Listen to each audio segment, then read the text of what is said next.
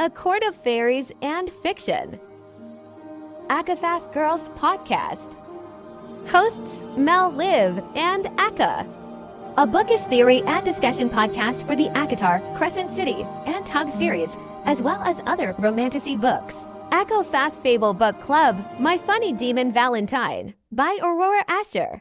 Hello, everybody. We are back. Today is going to be our second book club episode, and we are going to be talking about our February 2025 book club read, which was My Funny Demon Valentine. I have it upside down, sorry.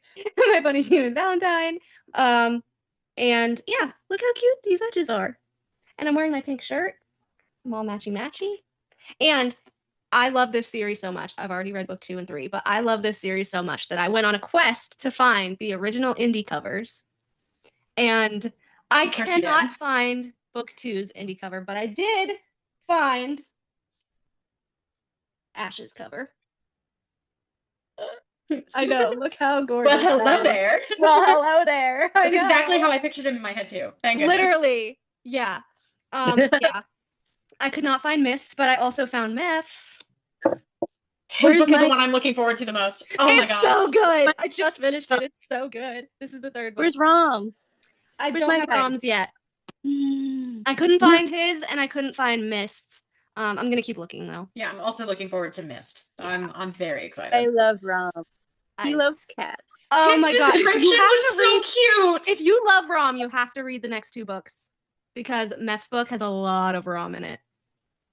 But anyway, this was Mist's book, My Demon Hunter, the blue. That's a beautiful cover. I already have books 2 and 3 on my shelf back there. And I'm Mef's so looking book, forward. Demon with Benefits. Oh, that one's gorgeous. I like the monochrome that is on these books. Yeah. Like the pink and black is very nice. I love that it stands out. Yeah. But like the monochrome is just very like it's just. See, it would have been cute if this matched and it was like light pink with the dark pink. Yes, that would have been. Or so even nice. if the other ones were like black with the. Well, also if you look at the edges, it fades. It's a gradient into purple. Yeah. So if it had been like a purple and then the pink on top, because the neon's cool. I can see it on my shelf so nicely if I'm paying attention to it. Yeah. But like if it was all purple with pink, it would have just. I feel like it would have blended with the series better. Or magenta. Magenta, yeah. Yeah, that would have been nice. It would have been really nice. So let me pull up my notes from Fable. Of course. I was so into this book. My notes are like just me key smashing half the time. So you probably have better notes. That's how I write. Hold on. Let me find one of my funniest ones that are. Well, it was like 2 a.m. so it was funny to me then. Oh, anyway, before I'm really bad at this. This is only our second one, okay? You got Let's try this again. My Funny Demon Valentine by Aurora Ascher. I love her, by the way. She replies to my comments and shit. She's so chill and she's amazing. I love her. And I do very, very much hope that when I finish this series, I think end of 2026 is when the rest of the books will all be out. I hope we can interview her. I thought it was early 2026. No, because there's a 6th book. It's Belial's book. Oh, that's right. It's called that one is gonna be so exciting. It's the last one. It's called Fallen Demon. Well, of course it is. Of course, right? I mean, we learned why at the very beginning of this one. But it's not up. So it's not up on Amazon yet. You only have the Murmur's book on Amazon. But is it Mists? Yeah, in Mists. After the epilogue, I think it's like listing all of them, and it says Fallen Demon, and I was like, that's exciting. I've wanted Belial's book since book 1, and that's why I'm like, of course she's doing him last. Right. Well, also I feel like he has the most issues. I was gonna say he has the most issues, and didn't Asmodeus say that like he was like the OG Fallen too? Yeah. Like he was one of the very first. He's right under Lucifer. Yeah. So like he's probably gonna have a bit of a thicker book as well, I think, because like I've noticed that they're all roughly the same thickness. I feel like he's gonna have a lot more information. Yeah. I hope so. Smaller print. Yeah.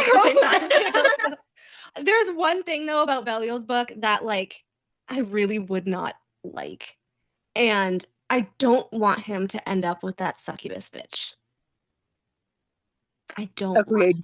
I feel I don't want them to be endgame. It's not like I feel like they would be, but I feel like we haven't really been introduced to anybody else. And if you also speaking like based off of actual like knowledge of demons and succubi and things like that, a succubi isn't really the better option either, because they're meant to sort of force you to be obsessed with them. Like their existence is your entire world, because they are taking like they're that's why he hates her so much, because she literally makes him want her. Exactly. So it wouldn't be healthy. So I feel like instead of that sort of thing, it would be very good to have like a, oh wow, you're toxic to me, I'm gonna heal. Oh my gosh, look at that pretty lady. That's the type of demon book that I like. And correct me if I'm wrong, but wasn't it Belial that had the drink at the bar in book 1 and was chatting with like Eva's friend? I think so. I was like, I want her to be his endgame. And then like she hasn't showed up again though. But it could be the type of thing, like in some books, where we get a character introduction, they come back in the final, and it's like this is what this person's been doing. Like a recap episode on like a show or something, where they're like, they were gone doing like an adventure. So maybe she's figuring out her life so that she can help him. That was Belial, right? That was Belial, right? Because they had that whole like, let's not just have random sex with people for 6 months. Wasn't that the... I literally just opened to that page. What page? It's 158. Oh god, I'm way... No women for 6 months is what he told the startled human. Sky! Yeah, it was her!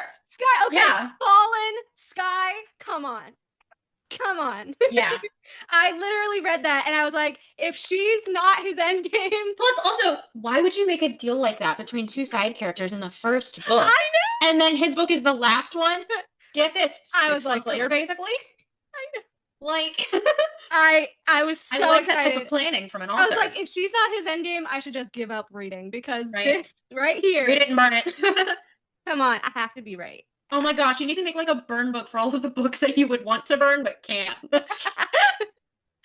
I like that. Freaking Sky, like where has she been? Where you been, Loca? Not a Twilight reference in this copy. And like he was so into her too. Oh yeah. Again, to make a deal to have no women for 6 months, you definitely have to be like into someone for that. Yeah. That's what are you going to do for the next 6 months? Sky asked. Cooking. I love to cook. Wow. I'm in school. I'm going to focus on that. There we go. She's going to be graduated. So 6 months, she's going to be out of school, probably done with it, like for good. And then and then by the end of, and then like 4 books later, it's going to be like a few years later. I was going to say, what if it's like the type of thing where like he goes to her graduation? Or it's like, you know, she's done with school and it's like, so Ash and Eva, that's better yet, are like doing their own thing. Caters her graduation.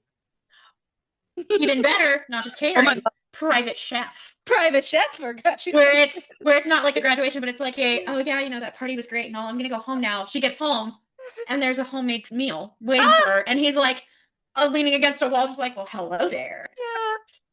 He's like, good luck. And then he's like, stay away from monsters in his head. He said goodbye to the surprisingly insightful human. Surprisingly insightful. Thanks for the sort of compliment. Like, backhanded comment. Right? I want to like you back. She's like, oh my god, I'm so excited for you. Since we're both doing it, let's shake on our promise. She held out her hand and he clasped it, her palm swallowed by his. Repeat after me. Of course. I solemnly swear that I will not touch anyone in a sexual way for 6 months. Solemnly swear. He repeated the vow. It wasn't a binding promise. There was no magical weight behind it. And moreover, he was a demon. He was supposed to swear things and then do the opposite. Except this time, he didn't want to. Aww. Look at that endgame right there. Because why would he be changing his entire self? Yeah. Just because of meeting one random girl, basically. And he doesn't like to like touch people either. And he was like, okay. Right. And he just like, there's no, oh, should I touch her? It's very much just, okay, cool. We're gonna make the deal. Mm-hmm. He's just so funny.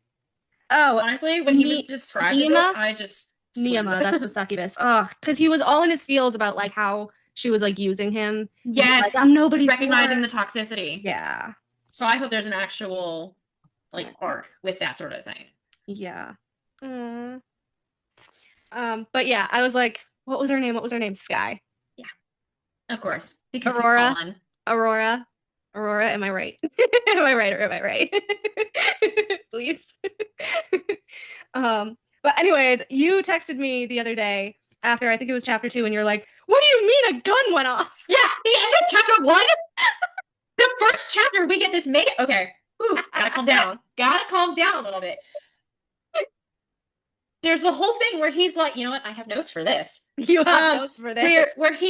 So him and Belle are talking about like the drinking and stuff like that. And Ash is like, well, yeah, it's water. It's like nothing's changed about this curse. What do you mean a curse? And Belle's like, really? I thought I would have changed. Like, he seems like he has good intentions for trying to get him to do a bunch of this stuff.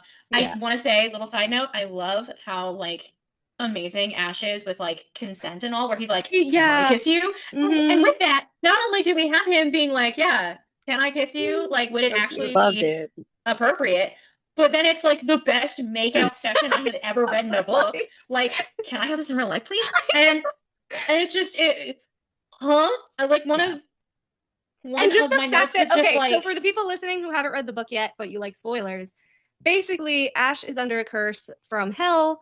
As punishment, he is a former demon of lust, and his curse is to just come off as the most bland, boring person He's ever. got that partial invisibility, and or just not colorblind, so he only sees black and white. Yeah, no taste buds, basically. Yeah, he's basically in a sensory deprivation tank. Yeah, but with everyone around him who sees him.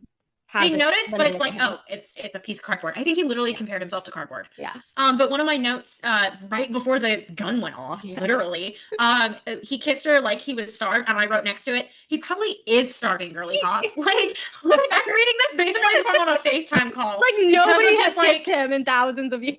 Or if ever, like maybe he's like, I mean, I'm not saying he's a virgin because he's a lust demon, but like an actual, like, I'm attracted to you for being you.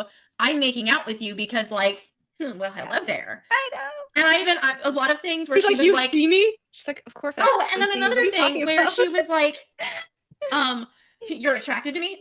Yeah. Hello. Have you seen your own face? Damn it. Women aren't usually attracted to me.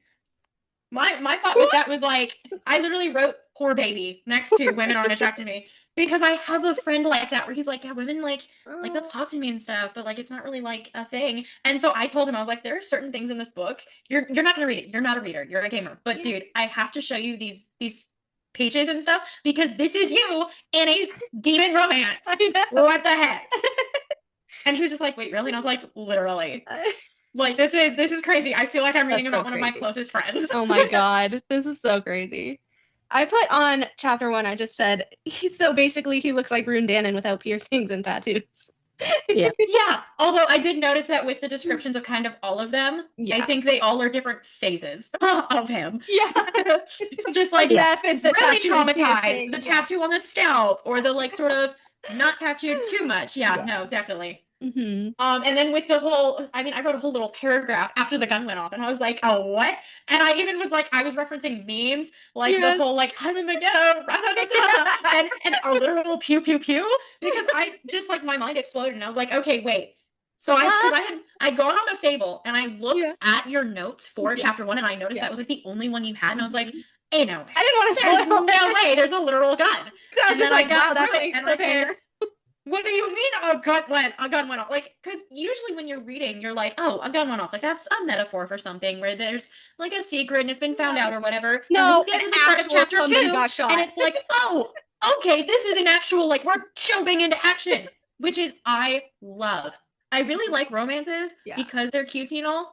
But when it comes to the paranormal, like vampires and werewolves and stuff like that, it's like too heavy on the romance. And then there's like Ice Planet Barbarians. That is meant to be just smut. You're meant to read that and be like, this is funny. Not realistic at all. But this will get, like, it gets me out of a reading slump because it's like, it's basically Sharknado, but in books. This I is love like, this because it's so in like the real world. Yes, because I can actually picture, like, obviously, you know, some, like, a lot of the stuff isn't real. It's not going to actually happen. But people being a part of basically a gang, and there's like people coming after them, and they're just trying to live their lives, get out of that situation. That is a very real thing. And this is a great way to like have something like that. But still make it to where it reaches a large group of women, really. Because I don't It's like, wow, someone actually got shot. Okay.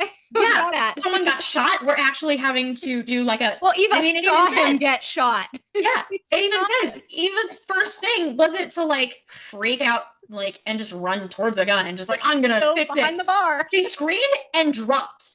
That is exactly that is that's what people do. Response. Yeah. I reading the rest of it though, I am a little disappointed that there's not a little more mention of the short-term PTSD that comes from that. Because that's a very scary thing. Yeah. But then we immediately jump into cool romance. We're gonna make out, we're gonna go on dates and all this other stuff. Okay, well let's can we just talk about really quick? Yes. So she was behind the bar and she's like, he got shot. He literally got shot. Yes. Where is he? Where is he? And they dragged him out. And obviously bullets can't really kill a demon. She doesn't really know this. And then fucking gargoyles just come into the club. I saw that and I was just like, what? Hold on, I need a second to process. I'm reading this. Let me take a step back. A literal moved backwards because I was sitting in this chair and I pushed myself from the desk and put the book down. I was just like, hold on. We have demons and gargoyles. I thought this was just demons. And now we have what? Insane. But it's just the fact that Eva can see them. Yeah.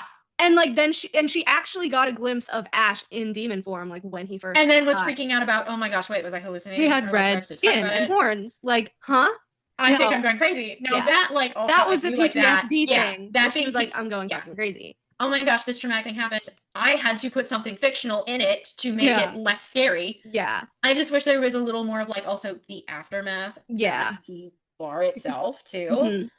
Because yes, we're not going to focus too much on Kasha, that sort of thing. But I wish we could have seen more of just, oh, it has to be shut down for quite a while, and so they have to. They went to that jazz thing and that sort of thing. But I wanted to see them go to a bunch of other different places. Yeah, they could have that more of bonding rather than making out.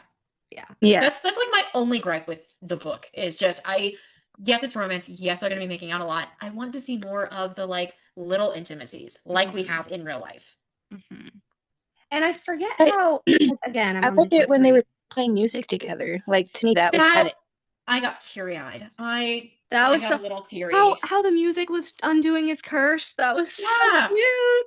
And I thought Belial's do that. We love a supporter. We love it. Did he? Hold on. I'm trying to figure out, because again, I just finished book 3, so I'm all discombobulated here. Did he go there to see her the second time and then get her phone number? No, he got her phone number in chapter 1 at the bar. Oh, right. She was like, yeah, so what's your number? And he was like, and then, what? Yes. And then she told it to him, he said it back, and she didn't realize he was going to memorize it and stuff, and actually get a phone to talk to her. So she was thinking, oh, he's not going to call. And then she was doing something with honey. Yeah. And in chapter 2, and he called, and she was like, what? And then I remember the specific line. She dropped a spoon that she didn't realize she was holding. For her tea. Yeah. Yes, for her tea. Yeah. Yes. We love a main character that drinks tea with honey, because I do that. And then, okay, freaking Jackie. I want a mom as cool as Jackie. Yes. Oh my gosh. She was awesome. I love her. I found still that love to her. be. Oh my gosh. We need a lot more positive parents like that in really any books, because most of I have a lot of romances and stuff. Mm-hmm. Most of them it's so I have my parents, but they're terrible, or one is they're dead. And and I'm tired of it in fantasy too. I'd like there to be positive parental influence, whether it's the actual biological parents, adopted, or something like that. But the fact that she was just super eccentric, she's a sculpturist, and she has all these art shows, and she just doesn't love that sort of representation. Yeah, she's like, oh, I'm chill with whatever you want to do. Yeah. I'm chill with this. There's a lot of the demon romances in the paranormal romance genre. That's very much the girl's life is falling apart, so she doesn't have a job, or she's in corporate and she's bored, and then it's sex heavy. Yeah. And it's oh, so you're using sex to cope with the fact that your life sucks. This is very much two, person and demon coming together and But she has a family, he has a family. Yes. It's so nice. Integrating their different worlds together in a way that's honestly kind of heartwarming. Yeah. I really like it. Yeah, I loved it. Can I just say, I fucking clocked how suspicious her dad was immediately. Yeah. No, I was like, Daniel! the first, like, What are you I talking, had to Daniel? read quite a bit of the interactions, like, multiple times. Yeah. And my first thought wasn't, oh, that's sus. It was, oh, Mel's gonna have some things to say about this.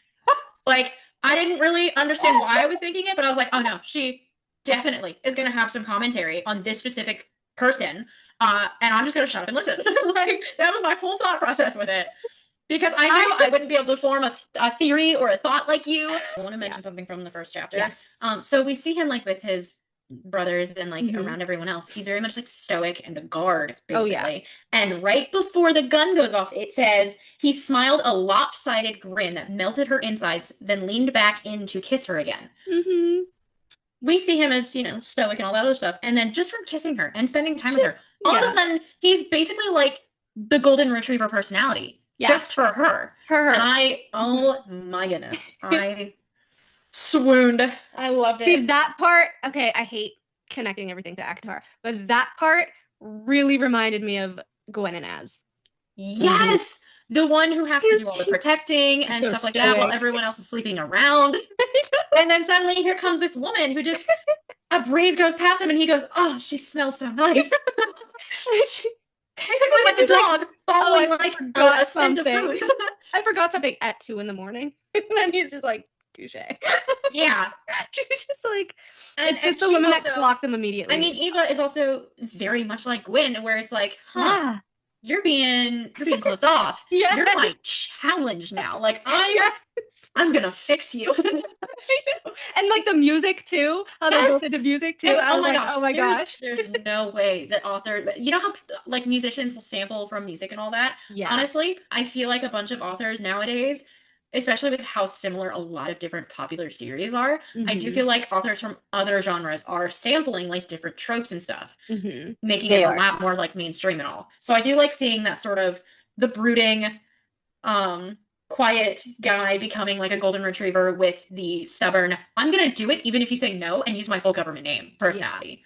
Because I myself am I'm gonna do it my way unless you convince me otherwise, especially with being an elder sibling. Oh, it's just it's very much like, you can do it your way, but I know mine is right. Even if I've never done this before, I know mine is right. I know it. I'm emotional, but I do have common sense. I'm really sad right now. I must have deleted that thread because it said that Olivia created a new thread and then it only starts from like April.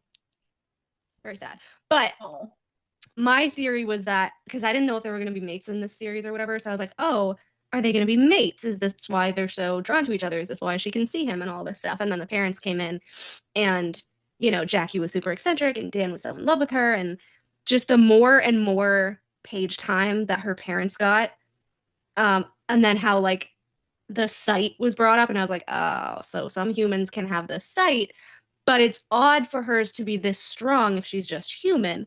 And then I was really paying attention to when her parents were on page and I was like, all right, well, her mom seems like a really chill person who wouldn't really hide anything from her. And Daniel seems the opposite. I was like, there's something going on with Dan. And I forget exactly what chapter it is. I'm going to go look at Fable. Chapter 12. My only note for chapter 12 was, oh shit, Eva's dad is shady. I mean, it kind of makes sense considering the chapter is called Something Smells Fishy. Fishy. I know. I don't even pay attention to chapter 10. I don't think I've ever read a book with as many great chapter titles. Like, what was my favorite one? So chapter 16. Yeah. I said, bet my ass that Eva's dad is a Nephilim and she is the blood they need to stay hidden. So I meant like Angel. She's a Nephilim. But yeah. I was like, clocked it, chapter 16. I mean, also considering that is titled All the Rage, you can tell something is a trending topic. The next chapter, oh shit, I'm right, her blood is potent. Holy shit, she's a Nephilim. Yeah, look at that chapter title too. What the I called you because I think you were way ahead of me, and then I was like, wait a minute, I think she's a Nephilim. Yes, I remember. I was like, not saying a word. Also, I do like to compare to sort of ACOFAF and a few other popular series. With this, I mean, we're able to make the theories, and then it's basically confirmed reading within the title of the chapter. Yeah. And then also like chapter 20, I mean, it says it's a bonus chapter. That's great. That means that everyone can read a bonus chapter. I know. I love that. I also love the fact that she has it to where you can get the what is it? Both of the novellas. Yeah. Yeah. I love that. I remember like telling you, I was like, oh yeah, I'll look for it like on Kindle or something. And you're like, oh no, actually it's on our website. It's on and I was website. Like, yeah. Your website?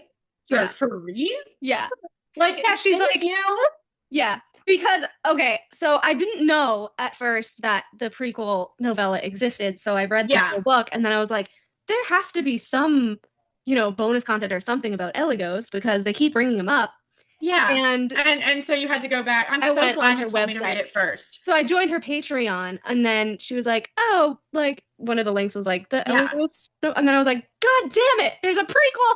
Yeah.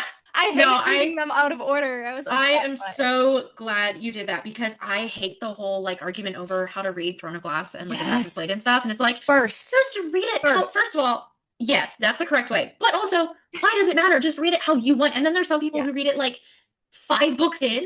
Yeah, it's so stupid. Not getting into that conversation. Assassin's Blade. Yeah.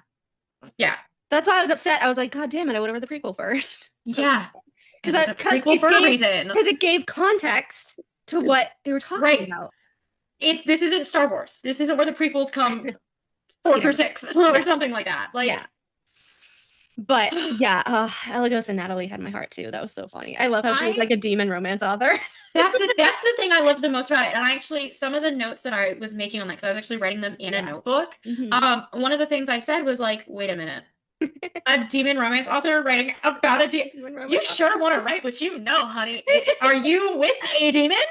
Is this real life? Can this happen? And like, I do know that it was like a novella, but also it felt like a full, complete story. It was really fast paced though in the beginning. Yeah. I was like, I wish we got a full book on them because it would have been like that Natalie kind of was like, oh, you're a demon?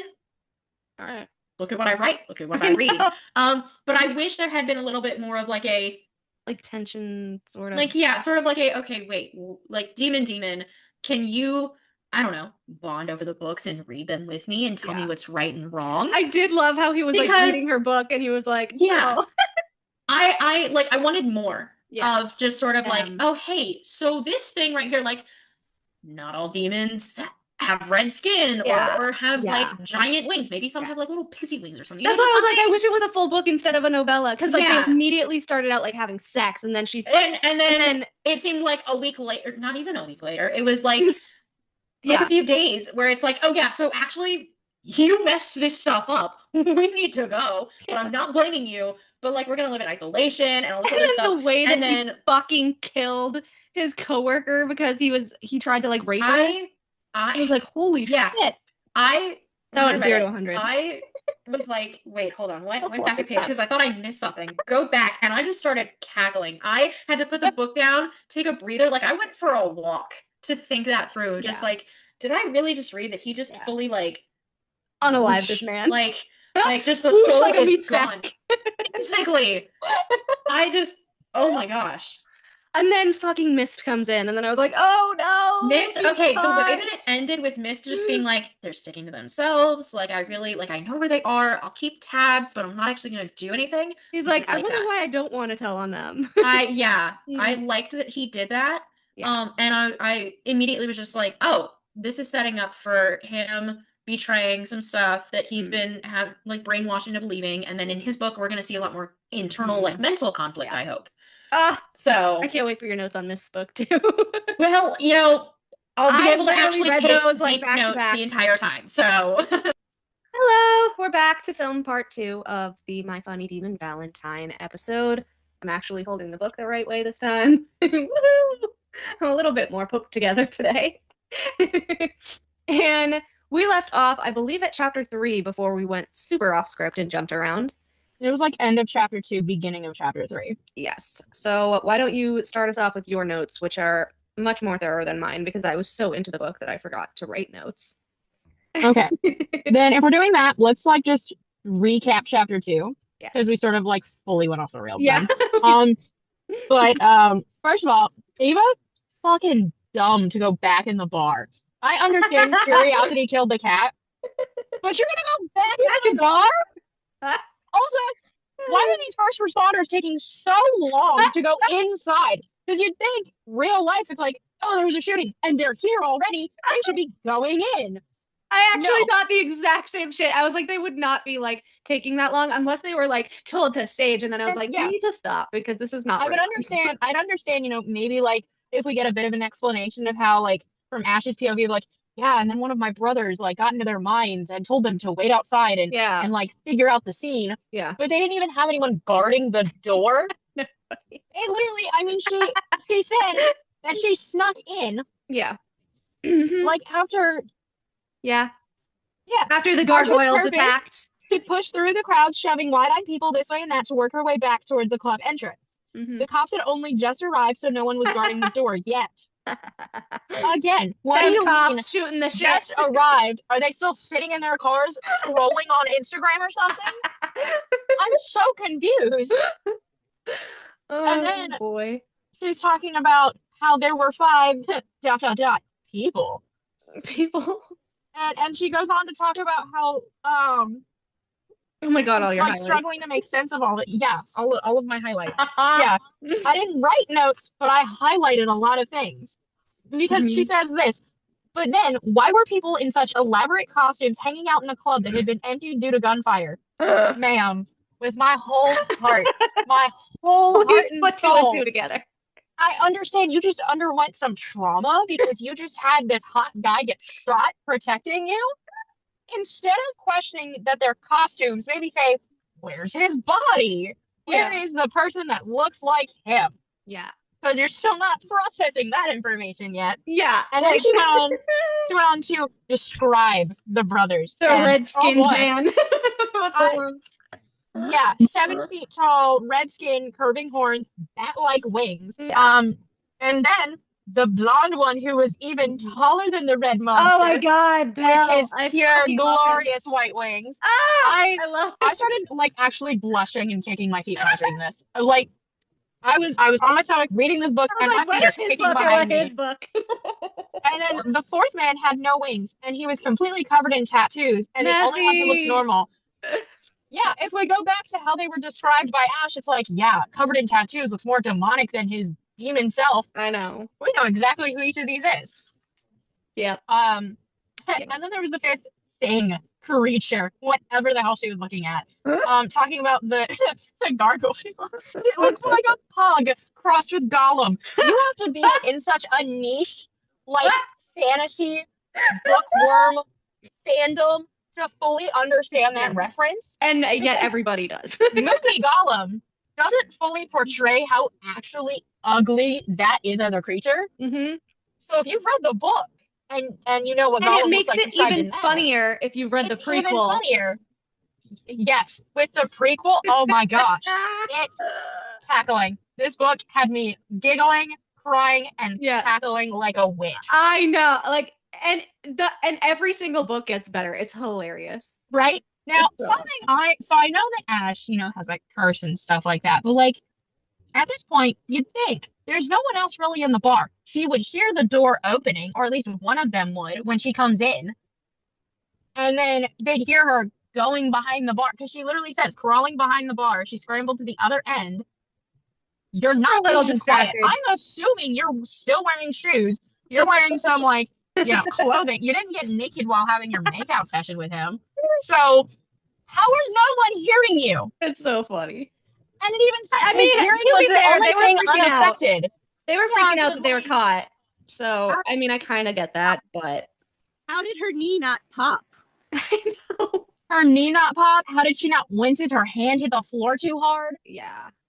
Because and also she talks about how she's she's done with like college, I think. Yeah. Like, she's in her mid to late mid to late 20s. My knees pop. And my knees pop. Yeah. Yeah, you're older than me. No shit. Okay. It's our sense of humor that brings us together. Right. But then it's Like, she has no bruises, no random bruises. Right? What? No, And she's just then- perfect. I mean, I think Yeah. we probably should have put 2 and 2 together a lot sooner than we did with her being supernatural. Honestly, we really should have, especially because of the whole mixing classical music with Yeah. I don't know enough about clubbing to know Yeah, me exactly neither. how she mixed jazz with something else. All I was thinking of was the B movie. And I was so like, I was really hoping, because we also have the Gollum reference, I was really hoping there would be a like, you like jazz reference. That would have made, because this was already like a 4-star book just halfway through. It would have been 5 stars if we got a you like jazz reference. just that reference alone, that meme alone would have made this a 5-star. Oh my God. Yeah, we really missed a lot of the signs there. Yeah. The dead silence, the no bruises, like, yeah.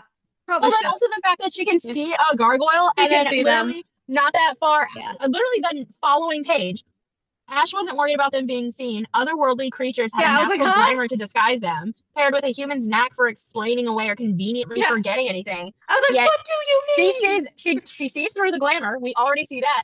And then after this, we see that she doesn't forget it. She's trying to convince herself. Yeah. Her mom is trying to help her convince herself that she might have been hallucinating due to trauma. So I was like, okay, so she is trying to explain it away, but also she actually saw it though. Like, yeah. And then I like that we got to see the goofy, sex crazy side of most of the brothers. And then we automatically are seeing they can be serious. They take care of their own. I like that, because usually you either get the super stoic, just that one side, or the puppy love. Yeah. This isn't that. I don't like demons having puppy love. That is not what they would do. I love it. I think it's so cute. But that's also because page 2 of chapter 3. She'd always had a sense that she wasn't quite normal. Yeah, and then was whatever she'd seen the catalyst for finally understanding that inexplicable lack of connection within herself. Yeah. Yeah. And then it's about now that we're like, okay. Yeah, what really got me to be like, oh, she has something extra was the dark thing inside her actually some mental illness. She also named her cat Thelonious. I know. What normal human being? Because I mean, yes, I named my cat after Penelope, wife of Odysseus. I understand there are some people like me, but Thelonious? I mean, Iris in book 3, her cat's name is Grimelkin. And she was like, oh my God, demons, ew. I was like, you named your cat Grim. I understand that name for a cat, though, because that, like, my next cat, I do want to name, like, Turkey Leg or something. Just out-of-pocket name. So I understand that one. I have a cat named Billie Jean from Michael Jackson's song. I have a cat named Wade Wilson, the Kitty Chonga. That's his full government name. I have a cat named Freyr from Norse mythology. Yes. I have a cat, Floyd, because I found him on a dark moon, and it's a play on words of Floyd, Dark Side of the Moon. Nice. I grew up with a cat named Norman Bates, and he was a giant Maine Coon. Also, this is the most Eka scene I have ever seen in a book ever. So I'm going to... Okay. Half an hour later, she was sitting on her couch with her sketchbook on her lap, filling up the pages with drawings of bat and raven wings, ugly gargoyles, and some luminescent angel wings, too. She'd been sketching with the same fevered obsession for the past 2 days, like she was hoping that if she drew enough of what she'd seen, it would start making sense. After another half hour of that, Thelonious jumped on her lap, sat directly on top of her sketchbook, and looked at her. Hey, you can't sit there. I was using that. He blinked. She swore she could hear his disdain. Yeah, well, you try dealing with the amount of confusion going on in my head right now and see if it doesn't drive you to this. Thelonious flicked his tail. She sighed. You're a jerk, but you're right. Yeah, that's the thing. Yeah, cat drawing. That's typical cat owner conversation right there. When you were like on Discord the other day and you're like, my cat's not letting me write. Oh my gosh.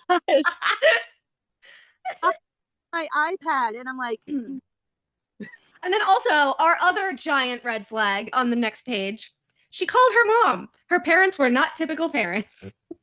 Yeah, that's the thing. Read that and I was like, what do you mean they're not typical? Because the next sentence is they were simultaneously the most awesome and most embarrassing. But that is a normal parent. Jackie They're nice and Dan were the too. most Yeah. stable, dependable people she'd ever met. Red flag. No, they're not. Yeah. If someone's talking that nicely about their parents, boy. there's definitely some shit that Something goes they're on. hiding. Yeah. But I want to go Yeah. back to the previous page. She found her little cannabis stash in the kitchen and rolled a joint.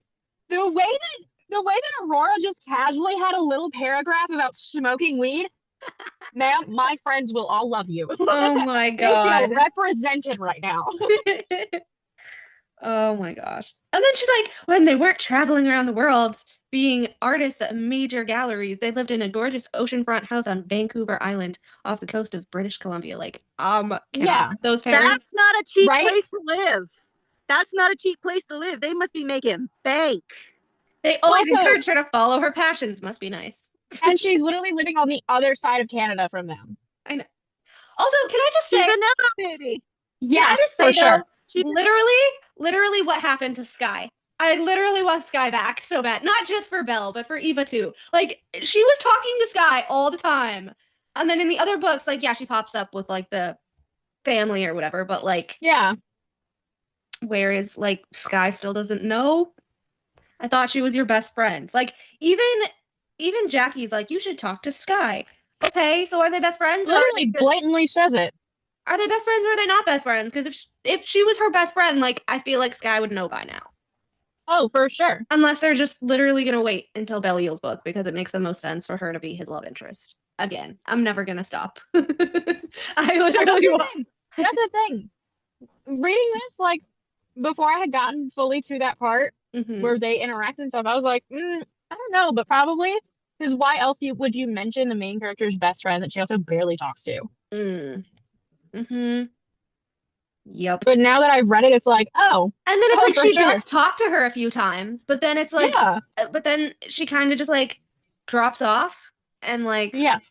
I mean, so that's understandable a though, little suspicious because because I don't talk to like my best friends all day, every day. Yeah. So I can understand, maybe it's just a yeah, little more like relatable and realistic of just like, oh yeah, we talk like every couple weeks. Because some of Yeah. my closest friends I talk to maybe once every 3 months. yeah, which Yeah. makes sense. But at the same time, it's like you're literally living with this man as a demon. Yeah, Like your friend And has there's been- never been to your house around all of them yet. because it's By the mentioned time Meph- early on Yeah, that by the Sky time Meth's does book go comes to her around. house. Yeah. By the time Meph's book comes around, I'm assuming it's been like a year because I'm assuming Yeah. there's like 6 months between each book.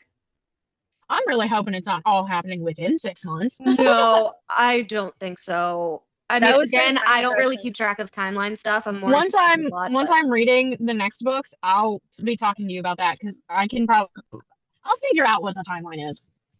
I'm not good with theories. I'm really good at figuring out the amount of space between books. Oh, good. Okay, because I'm shit at that, and I really don't care. Yeah. It's Well, just watch like, me be wrong though. She's like, oh yeah, no, it'll happen within like 2 years, and here I am being like, no, it's like 6 to 9 months between. I forget whether they moved or they just fucking fixed up the thing. Okay. Also, yeah, chapter 4. Eva's talking to Sky. Oh wait, I found it. Sorry. It's page 337. Mm-hmm. I think it's Ash and Eva are talking. Ash says, I have to ask you something. He forced himself to meet her gaze. Belle found an apartment in your building that he wants to rent. Eva said, great. Yes, they did move. Okay, yeah. 4 'Cause I was like, I didn't bedroom. think they lived in the same building. Okay, yeah. Okay. Because they were also And- talking about Yeah. if Ash needed to also have a room there, and Mhm. Eva was like, Yeah. you're literally living with me. Yep. What do you mean? What are you talking So about? it's literally the last 3 pages of the book that we find out that he's fully moved in with her and they're getting a better apartment in her building. Mhm. So yeah, that's why it's nicer. That was actually a really dumb thing for me to say because I fucking knew that because Mist and Mets book is all in Eva's complex and they're all visiting at the time. So that was dumb. Chapter 4, Sky literally comes over to Eva's place Yeah. and she's like, I'm swearing off men. Eva snorted and stirred her tea. Yeah, for how long? Until next week. Shut up. No, for 6 months. That'll be a new record for you. You don't think I can do it? 6 months, no men. I will sign a contract in blood if that's what it takes to make you believe me. Now this is when I was love that like, Eva was She's a like, demon gal. I believe you. Like, oh, definitely. And Eva believed she would sign a contract in blood. Like, that's definitely okay. You're not only going for a demon, you're gonna go for the top dog. I know. You're gonna sign She's your soul away to literally him. Belial. Wait a minute. We know how kooky and crazy and witchy I am. Do you believe that I would do that shit? Okay. Do that shit. We would be in the same boat, going for probably the same dude. Like, okay, so when she said this, I was like, that's like Lucifer, and then I was like, wait, that's like Belial. And then when they met later, I was like, fuck yeah, they have to be Endgame. Yeah, again, why would you have the side, like the basically non-existent side character meeting one of the main guys? I know. You're not gonna have more interaction And then later. acting like, oh, I'll sign a contract in blood. Like, nothing prompted her to say that. Yeah. Like, I mean, she does give, her personality is very much like out there. So it's possible she could just very much be like that dramatic type of like. Well, so is Eva's mom, and she was still like, maybe you saw something, maybe you hallucinated. Yeah. Like, there was always some Get a counselor, yeah. You know? I did like how her and her mom are very open with each other, a little too open sometimes. But I've missed books that have like that mom character that's like, oh honey, you know, it's okay, like you're not crazy. Let's talk it out. And because that is how I want to be as a mom, you know, not as open as her mother is, because good lord, that's a little too much info. I was embarrassed reading that. Naked body sculpture with real people. She's like, Mom. Sorry, let me put my robe on. Okay, so you're like getting out of bed or something. Oh no, you're getting posing nude. Okay then, with your man. Good for you. That's great. Glad y'all are in love. Parents too. It's so creepy. Dude, and the fact that her dad, I mean, now that we know what we know, Dan, you had to choose Dan Gregory. You had to choose the most basic name. And you get with a lady called Jackie? Spelled like that? Like that kind of Jackie spelling reminds me of Jacqueline from The Devil Wears Prada. Like I'm thinking she's some little French she's lady eccentric with and like. This is why Dan is so in love with her, and I love them as a couple just because like as a couple she's literally Barbie and he's just Ken, even though he's the supernatural being. She's the fun one. Any bit of toxicity from later on. I mean, I do like that even when he's like doing the bad, he's like, I'm so sorry. Like it's even mentioned like they could so hear the regret in his voice of his choices. Because he genuinely fell in love. It was so painful when they broke up. I was like, I get it. Like, believe me, I get it. Don't let the red flags stay in your life, but at the same time, just go to marriage counseling, please. Like, also, marriage counseling for angels and demons. He was protecting you. Protecting your daughter. But at the same time, and also kind of get it, but yeah, because then it's like, oh, so you were hiding things from me for 20 years. Yeah. And it's just, I know. As a reader, you're stuck with the toxicity. Damn. In that kind of manipulation, IRL, fuck no, take it out. Yeah. So it's just. I know. But see, this is what I really loved actually about Jackie and Dan's arc. I'm not going to do too many spoilers, but it is very much a slow burn for him to get back in her good graces. And like, while I was like upset at that, because obviously I just want him to be happy, and she was like, I don't love him anymore, and he's so annoying, and I was like, lies. Like, if you didn't love him anymore, you wouldn't be so. How many times have we read that in books too? Of like, there's always that, oh, you betrayed me, there was a miscommunication, something like that, I hate him. 5 weeks later, no, we had sex, I'm in love with him again. Like, girl, just get back to doing your new little photography. The way that you clocked it so perfectly. I was like, oh, no spoilers. It's fine. She'll spoil a book she didn't even read. It's fine. You're kidding. Did I actually? You predicted it. Other books. No, okay. So, basically, Jackie and Meph are close, but we know that in this book by the end of this book. And so Meph is like, look, you can either fucking forgive him or fucking don't, but stop stringing him along because it's not helping either of you. Fucking decide, Jackie. And he's like, usually he's not harsh with her because he loves her so much and he sees her as his mom, which is so cute. But he's like, you need to get your shit together. Like, either forgive him or don't. Stop stringing him along with like phone calls and hope and all this shit. You're not gonna forgive him. And so she's like, maybe he's right. And like he comes over and blah blah blah blah. And then like one thing leads to the other eventually. Yeah. And then she was and but it's still like it's still kind of awkward. Like that Yeah. doesn't happen till almost the end of the book.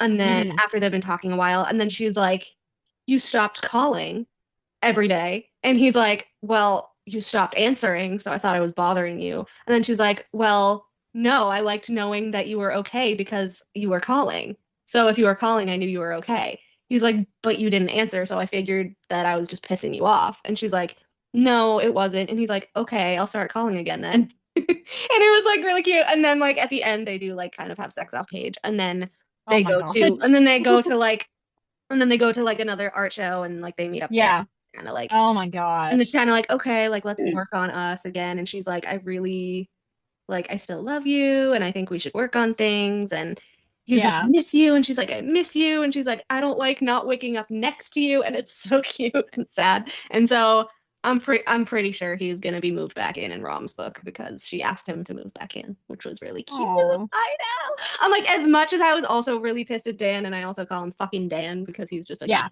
guy. He's an angel, but he's just a guy. Yeah. That's just Dan. I do love how much he loves her, and I Yeah. like aside from all the main characters' love stories, like Jackie and Dan are so underrated. They're so cute, and I love how she. It would be continued their so arc cute. It'd be so cute if she gave us like a prequel novella, of them like after all this is falling for done, each other. of Dan and Yes. Jackie meeting and falling in love. Said, dude, Well, because I it's also said it's that. mentioned. It's Jackie mentions how Yeah. her and Dan had met, and she introduced him to her family when she was Right. already pregnant. So like, I want to understand. She was like like, 20. yeah, I want to understand. Like, okay, does that mean that it was a one night stand, and then he was, the guy that stepped up and that sort of thing, and was like, yes, we know he's an angel now, Yeah. but like, Yeah, he was would be probably like, like, well, fuck, shit. fuck, fuck, fuck, fuck, Yeah. fuck. God He's like, forbid fuck I it. abandon a child. But okay, so it's funny though because I would have understood it more if it was like shit. I didn't know like we could reproduce, but like they Yeah. knew because they weren't Yeah. allowed to like create Nephilim children, you know. But I don't know. But yeah, it was just. Yeah. I also said that I really want a book about just Jackie and Dan, which again, it could be like the prequel, and then but I feel like half of it should be a prequel. A and then prequel half of their little love story, and then the other half is like the redemption love story. Yes. Yeah. And you haven't read it yet, but I think I was ranting to you. The way that I want Jackie to become immortal, I want. Yes, you told me about that. That would be so sweet. A book on it. I need my Jackie supernatural story. I'm not going to spoil everybody here. Yeah. Because this is about book 1. But there is like literally only one possibility, and that's another thing that Jackie gets upset at Dan for in book 3. Yeah. He also didn't tell her that. And he was like, well, I wasn't even thinking of it because I don't want to destroy you and your life. And she's like, but I had a right to know. And it's, the whole back and forth. But I need a fucking book on her becoming this supernatural being and how they overcome that and how she handles that. I would fucking die for a Jackie and Dan book. So it'd be great. Like, I want one so bad. There's such a possibility of more books in this series. I will literally I'll be so heartbroken if we don't get a Jackie and Dan book. Okay, now back to chapter 4. Yeah, so it says she wasn't ready to tell Sky about Ash until she figured out whether he was a wet dream come to life or a winged horned beast man. Honestly, though, does that mean she told her though? That. We don't know. No, because later on she mentions how Eva told her, she was like, yeah, I met a guy. Yeah. Who is but he? I can't remember. It's still new. I was like, yeah, and I don't think we ever actually had an interaction between the two of them where it's fully explained. I know. But yeah, and I love how Eva was like, oh, he's not gonna call, and then he calls, and she's just like, what the fuck? You called? You called? He's like, me too. Me too. I definitely have lived through that situation. This is honestly one of the most relatable fictional books I've ever read. I understand, it's demons and all that. I love how all of the demons are like, oh, I want to bite her butt. All of them are like, I want to. Yeah, that's the thing. That it just, I don't know why, but it's like, oh my gosh, I feel really seen. You For guys a are while, she had appreciating her short, curvy body and that ridiculously round ass. They wanted to bite so fucking hard. Like, why do they all want to nom the butt? Like, I mean, understandable. You know, women's bodies are art. They are soft. They are delicious. Like, please nibble on me. oh my god. Like, and a It's so demon, funny. like, I mean, as much as I don't like the whole puppy dog love thing, like, especially Insta puppy dog love Oh, I with love it. I think demons it's and so stuff, cute. Yeah. it's very cute that like going back to when they were kissing in chapter 1, like the way that he was just starved and like, hold on, dude, you haven't fucking kissed anybody in how long? Because you used to be a lust demon. Yeah. So it's been a good long while, and you're kissing her like she is literally the oxygen tank giving you life. And I just, oh, I loved it. Plus, I mentioned to you previously how Ash reminds me of someone I know personally, IRL. I kept sending like some pictures and stuff of some of the paragraphs to him, and I was like, "Yeah, this is you. Oh, Ed, this is you. How would you like to dress up as him for Halloween?" Right? And Just be Asmodeus. yeah, and he was just like, "Wow, Ashmedai, okay, his second name, whatever. yeah, Okay, I love this part. It says, it's logical since my hearing is the only sense that functions properly. What do you mean? Shit. He really hadn't meant to go into that. Belle had lectured him about what not to say around humans since he was so out of practice, specifically warning him not to go into his car. So of course he'd gone and blurted it out immediately. Eva was waiting for an answer and he had no choice but to give her one. I have a condition. I can't see color or taste anything or feel much. Oh my god, it's not a big deal. You can't see color at all, only black and white. You can't feel anything either. I don't mind that one. It's handy for ignoring extreme pain. She looked horrified. Can you smell? No sense of smell either. I didn't know. I'm sorry. It's fine. Trust me. I'm used to it. If I'm relaxed, I do feel touch, especially in more sensitive parts of my body. Shit, he was really putting his foot in his mouth. But that's why I like my music, note I for guess. My that. hearing is normal. Oh my god, my note for that. I just highlighted that one little quote right there of especially more sensitive parts of my body, and I said, "Cool, but how often are you actually relaxed?" Yeah, I know. 'Cause I wasn't even how do paying you- attention and to then he, the like, cuts her off. innuendo. Yeah. The music cuts her off. That's so funny. Where'd you grow up? Here and there. What were your parents like? I didn't I never know knew them. them. You never knew your parents? I was Why created not? from hellfire by the will of a female demon. And then he'd been formed at roughly a human toddler's development and tossed into a horrified Belial's lap. Bel had been an evil motherfucker way back then, and Asmodeus had been just as vile, but somehow they managed to bond in their own disturbed way. So every time she mentions, yeah, they're your brothers, you love them. No. Like his dad. Like, Daddy. yeah, but every time, oh my gosh, Bel is daddy. when she mentioned the first time, like, oh yeah, you love your brothers, and he said he was actually offended. Oh my gosh. I was just like, wow. You know what? Sometimes I question if I love my siblings because they're really annoying because that older sibling mentality of this many. Okay, now I need somebody to draw Belial with a toddler Ash. No, specifically like, the way all that being grumpy, men, but also him like protecting him. well, men who've never held children or are uncomfortable children will hold them a full arm's length away and just stare and be like, what I need wide-eyed Belle with his wings and like horns and stuff and the golden hair with just a little tiny red-skinned bat-winged demon baby. Just what am I supposed to do? That is the exact art that I need. I need that art. Or even like Belle with like the fire in his eyes and like all racy, but then like gargoyles or something around them and him just like protecting a baby. Literally, just don't touch it. Or better yet, I don't know. My baby. I don't know if y'all's parents ever did it to you, but there's this one picture that my family has of my father when I was a baby, of him holding me like the Heisman Trophy, tucked into like his elbow at his side, arms straight out.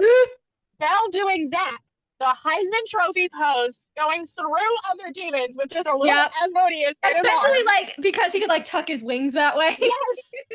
Or like how some fathers will carry their kids by the cover, like overalls, by the straps, just something like that, in the little clothes and stuff. Oh my gosh. Oh my god. If I could draw that well, I would do it. Belial is the dad of the group. He's not even the older brother. He is the dad. He's the dad.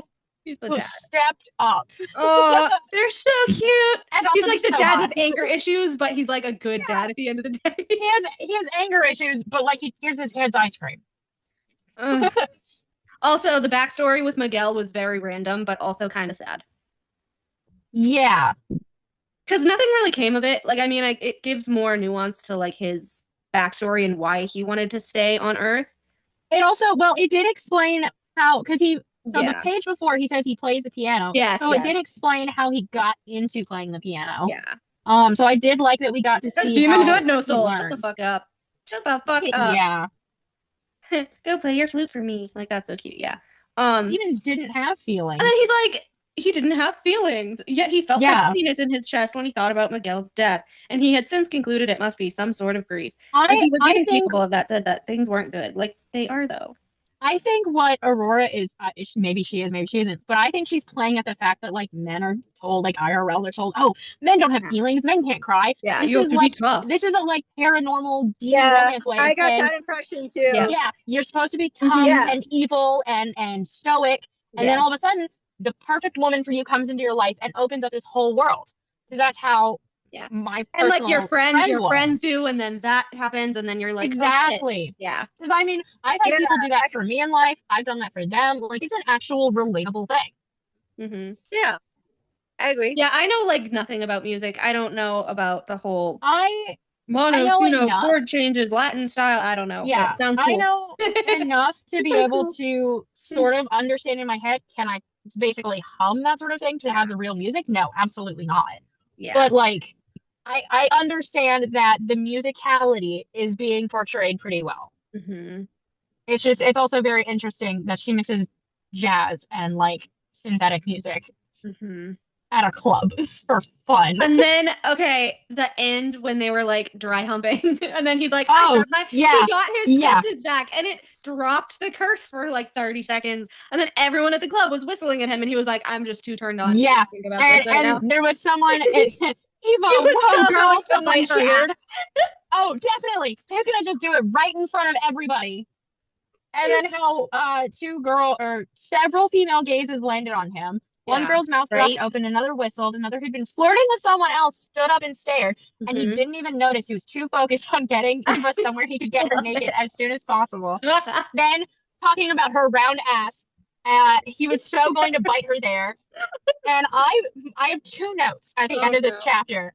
Specifically for that last line, I said, girls love a good biter. And then the other note was, I love them getting so hands-on. Chapter 5 was a trip. Oh my god, and then chapter 6. I also read that at like 3 a.m., so I was so delirious. So many muscles! Chapter 6. I want to fuck you on the piano. Yes. Okay, first of all, that sounds very uncomfortable. So, it's mentioned it's a grand piano. I understand that you can throw out on top of it, but it's still hard. With who she is as a person, a grand piano has the part that you lift up. So you have to put down the arm, put down the top. Yeah. And then it's also got a weird angle. It's also, even though Ash in his human form is anywhere between like 6'3" and 7 foot. So it's a nice it's still a little awkward. Because a grand piano would sit somewhere around like my waist, and I'm like 5'3". Yeah. So he'd still be stancing a bit with his legs out like a horse getting hard. Yeah, leaning over with the wings. He doesn't even have the wings in this right now. He looks like a human. Yeah. So he's just a very large man. And she's, I can't even remember how tall she was described as, but I'm assuming she's just average female height. So roughly like 5'5", maybe 5'6", if she's on the taller side.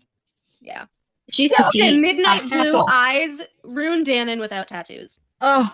100 fucking. Like, this whole book, I was like, this is Rune without tattoos. Literally. Quite literally. Although Ash was the original, I will say Ash was the original because this book was written first. I was gonna say because he's a demon. And he's a demon. I mean, as long as these are the trad versions, but it was indie published first. So before Christmas. Love that. Love it. So, because the last time I showed you guys my indie versions of the first book and the third book, I'm really upset that I can't find Mist's indie book anywhere. It's pissing me off. Honestly, I'm scouring the internet. I have noticed that when books become more and more popular, they completely wipe all the other stuff off the internet and all, like the OG ACOFAF stuff. I still have my OG hardcovers and my OG Frost Me and too. Starlight. I have the OG hardcovers. You can't even find them even on Amazon like if you want to get them thousands of dollars secondhand. from people. Yeah. And it's just like, well, that's not worth it. I understand it's basically a collector's item now. I want to collect all the indie ones of this series. Like, I don't care if it's $100. I will pay $100. I will say, want Mist OG book. This cover is what pulled me to it, because I actually found it at like Target, I think like last year. And I was just like, you know what? or maybe it was this year, I can't remember, but I found it at Target, and I was talking to a woman about it, and she was like, yeah, this is a really good book, and I was like, huh, I actually don't have anything neon pink on my shelf. Yeah. It'll at least Sure. sit there looking pretty until I read it. At the beginning of every year, and then like beginning and then middle to every year, I go through my yearly pre-orders on Amazon because I do special editions and stuff. And like usually they're all hardcover or whatever. But I saw this one and I was like, I like pink. I like demons. This looks like a really cute Valentine's Day book. And then I was like, oh my God, and it has frayed edges. I was like, I have to get this. And then the other books in the series are the same design, and like they do the colored scheme, dual tone stuff. They're the same height. They're the same font size and paper style. Yeah. Of course I'm going to become obsessed with this. The only thing I will say is like at first when like book 2 was released, like so this title is My Funny Demon Valentine. I was like, oh, it's a little odd that it's not like My Something Demon Hunter. It was just Demon Hunter. You know why, Mel? It's play on words of a Frank Sinatra song. I know. I know, but dance like to it, or he plays it on the piano or something. I just wish the titles were like a little more flowy. Yeah, I like them, but because it's like My Funny Demon Valentine, and then it's just My Demon Hunter, and then it's like Demon with Benefits. And although it's really funny because I've just been referring to this as Demon Valentine. Demon Valentine, Demon Hunter, Demon Benefits. I'm not trying to do the whole title. But then Rom's book is literally just Guardian Demon. That's perfect for me. But I like that it's like, oh yeah, the human girl in the book is she owns this demon now, basically. Yeah. Has sex with him, she owns him.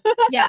So I guess like once you see the rest of the titles, they begin to make sense because it's just using demon in different forms of it's like they're different roles for the most part. Yeah. In the first I was like, obviously a little and then I was like, Ash is a little different, but it makes sense once you realize that he loves music. And so then it's like, oh, cool. So he's singing songs in the shower. He's like that. There's this one couple that I see on TikTok or Instagram like all the time. Yeah. And she'll be doing her makeup and her husband will be in the background singing like Sleep Token in the shower or whatever. And he has the most beautiful voice. He sounds almost exactly like each of these like lead singers of these different bands and stuff. And it's like I was watching one of their videos after reading like half of this book and I was like, oh my God, Ash. That's literally them. Like she's the woman in the couple, I think she's blonde, long hair, but she's gorgeous. Yeah. Her man is also gorgeous. But I definitely was like, oh my God, you're like living the dream right now. Yeah. So can I just say real quick, so book 5 is Beauty and the Demon, which is funny. And like, you haven't met her yet, but that's okay. The FMC is Iris's friend, and she actually reminds me more of Amryn. She's like Amryn level. Really? She is. So everyone around her, she's like goth, but everyone around her is like, she's so scary. She doesn't have feelings. She's very to the point. She could drink blood and people would expect it of her. Yeah. And she's the coven leader. Like, oh, that sounds like a great book. Yeah. And Murmur is a fucking necromancer from hell that has like souls screaming and swirling around his like. So what you're saying is they were made for each other. Pretty much. So like she's beautiful. Yeah. But she's scary. And so I'm like, that's wonderful. Hilarious that you put the like most scariest human with like the scariest demon. Yeah. And it's even more hilarious because Iris is like freaking out. She's like, I cannot tell Suyin. I cannot tell Suyin. I cannot tell Suyin. Because all of Iris's and Mep's book, Suyin is trying to literally take down demons. Like her goal is to like find the evil that's in the city because she has premonitions. Ooh. And she's like, there's evil in the city. We have to get rid of it. And she's like doing all these dangerous dark magic spells to try to get rid of the evil in the city. And it's like, oh girl. And if only like, you knew. I cannot tell Suyin. So yeah, they skirt around her the entire book. She's like, she's my best friend, and I cannot fucking tell her anything about this. She will kill my boyfriend. Like, so she is like a mix of Amryn and Nesta, like on steroids. Like it's just she's so Lord. But yeah, I was reading her and I was like, this is human Amryn. Like this is Amryn. Without a doubt.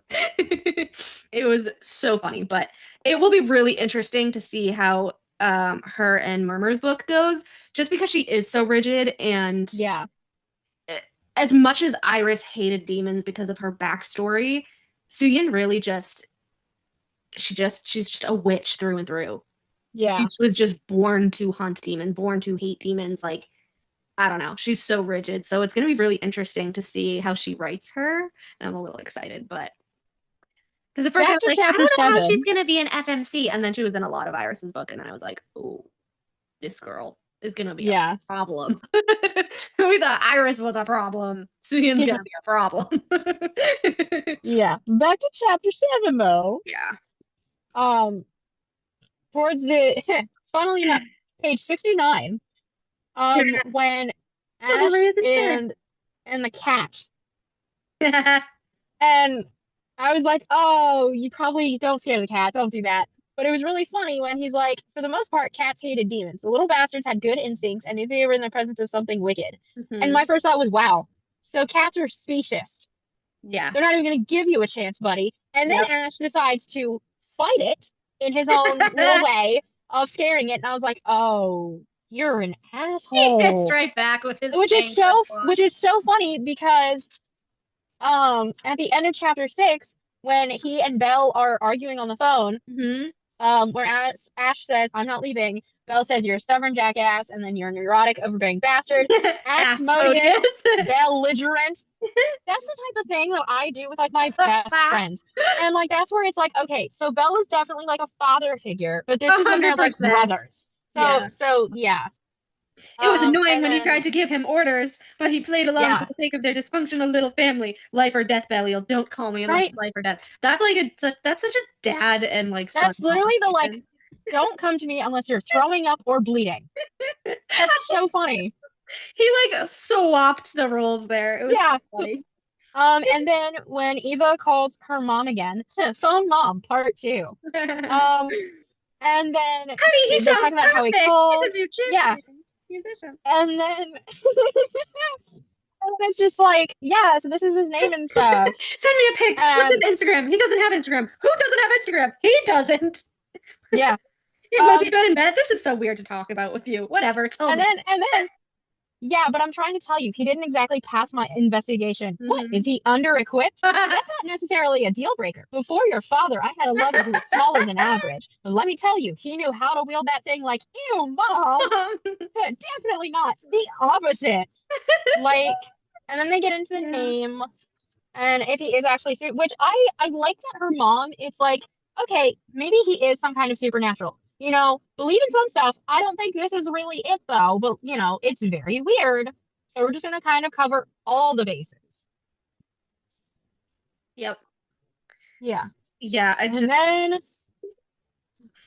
we get into... Dan was obsessed with occult studies and witchcraft. Yeah. That wasn't a huge sign. The beginning of the father becoming a bit more interesting. I love it so much. Because what do you mean this boring guy named Dan Gregory is interested in the occult? But like for you, it's normal. For that, it's expected for you. But for someone named Dan, because then I'm thinking of like, wow, that's Daniel, why I think it's so hilarious. Also, you'd be surprised. What was Dan's angel name? It was like Gregory, which is where that's the species. Oh, that's the that's what angels are called. And there's no wiki on this series. I'm literally mad because I don't know how to make wiki pages, but if I did, best bet. I'll figure it out and tell you how to do it, because then you have one more thing to run.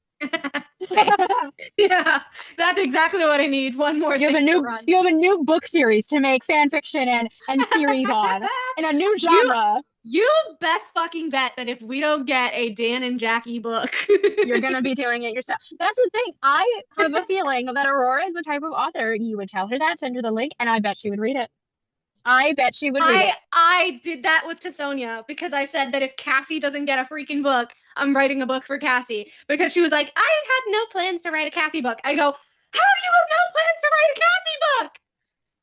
It's like Sky never showing up again. How does Cassie not have plans to have a book? I don't get it. So I told her, I was like, I am going to write Cassie a book when I have some free time sometime in the next 3 years. Because Cassie needs a story. It makes no sense that she has no story. But anyways, Aurora, digress. if you're listening, I'm gonna be equally as annoying to you about a Jackie book. So sorry, not Tactfully sorry in advance. annoying. I need a supernatural Jackie and Dan book, like so badly. I'm trying to find where they say his name, but they refer, but I even know. after they figure out what he is, and he's literally holding Jackie to him, being like, "Yeah, I'm gonna kill you" or something. They are still calling him a Let me Grigori hold rather on. than It an might actual name. be. It might be in book 3 when he meets up with one of his heaven contacts. Mm, But I'm pretty sure she just calls him Dan too, because I don't know. he's just Dan. Nah, Yeah, to me, he calls Dan again. he says her he says her angel name before he calls her Sunshine. They're like Sunshine. He's like, yeah, her angel name is blah blah blah blah blah, but Sunshine was easier. So let me Sunshine. Which Rom is the broody dude and his person's name is Sunshine and she's an angel. Come on. Oh my gosh. Yeah. Oh my gosh. You mean Sunshine?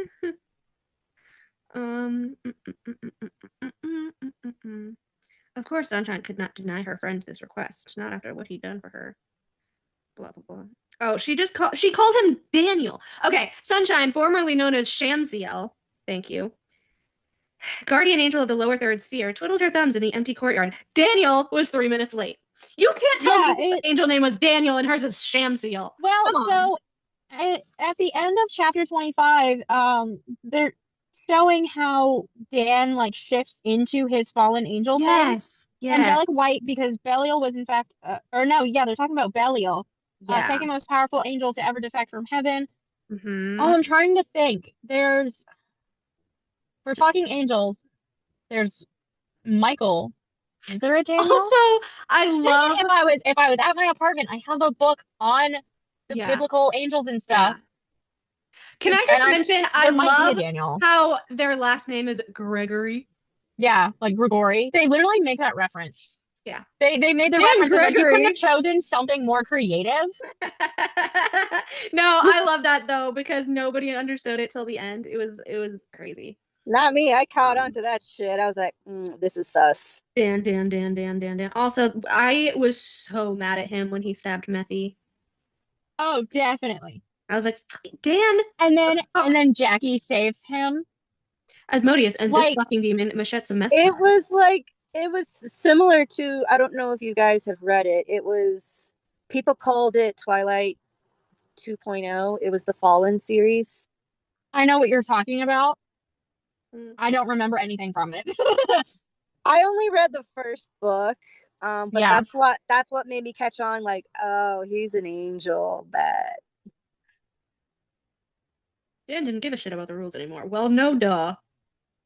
Yeah. Okay, and then Dan and Mist have this weird like pact thing, and then it's weird because I honestly don't think him and Mist ever like have a full-on conversation on their own in his book. They do ask him for help with Mist's brands and all this stuff, but it's mostly like Lili and I think Eva asking for him. Like there's one sit-down conversation where he's like, let me ask Sunshine and all this stuff, but it was never brought up like, oh well, you helped Dan stab me and shit, unless I'm forgetting that part, because again, I fucking devoured these books because I loved them, but I haven't read them as much as I've read ACOTAR, obviously. So yeah, I think you need to. I think this is going to be the next book series that you get as heavy into as ACOTAR. Like, obviously, it's ongoing, but in a different way. Yeah. But I feel like you should like try to make some like fun theories, connections, and things like that between the books. And then like, oh my god, Dan got pissed because Miss called Eva a human pet. Yeah. Yeah. I liked that Ash, at like the end when they're dealing with all this stuff. I like that he was berating Dan, being like, "You didn't actually protect her." Like, yes, I did protect my daughter. No, you didn't. Like, you really did not do that great of a job. Oh no. How long have you known about this and not told me he winced? Like, since I married you? Okay. Yeah. And then, like, Mist calls him a watcher. Whatever that is. Yeah.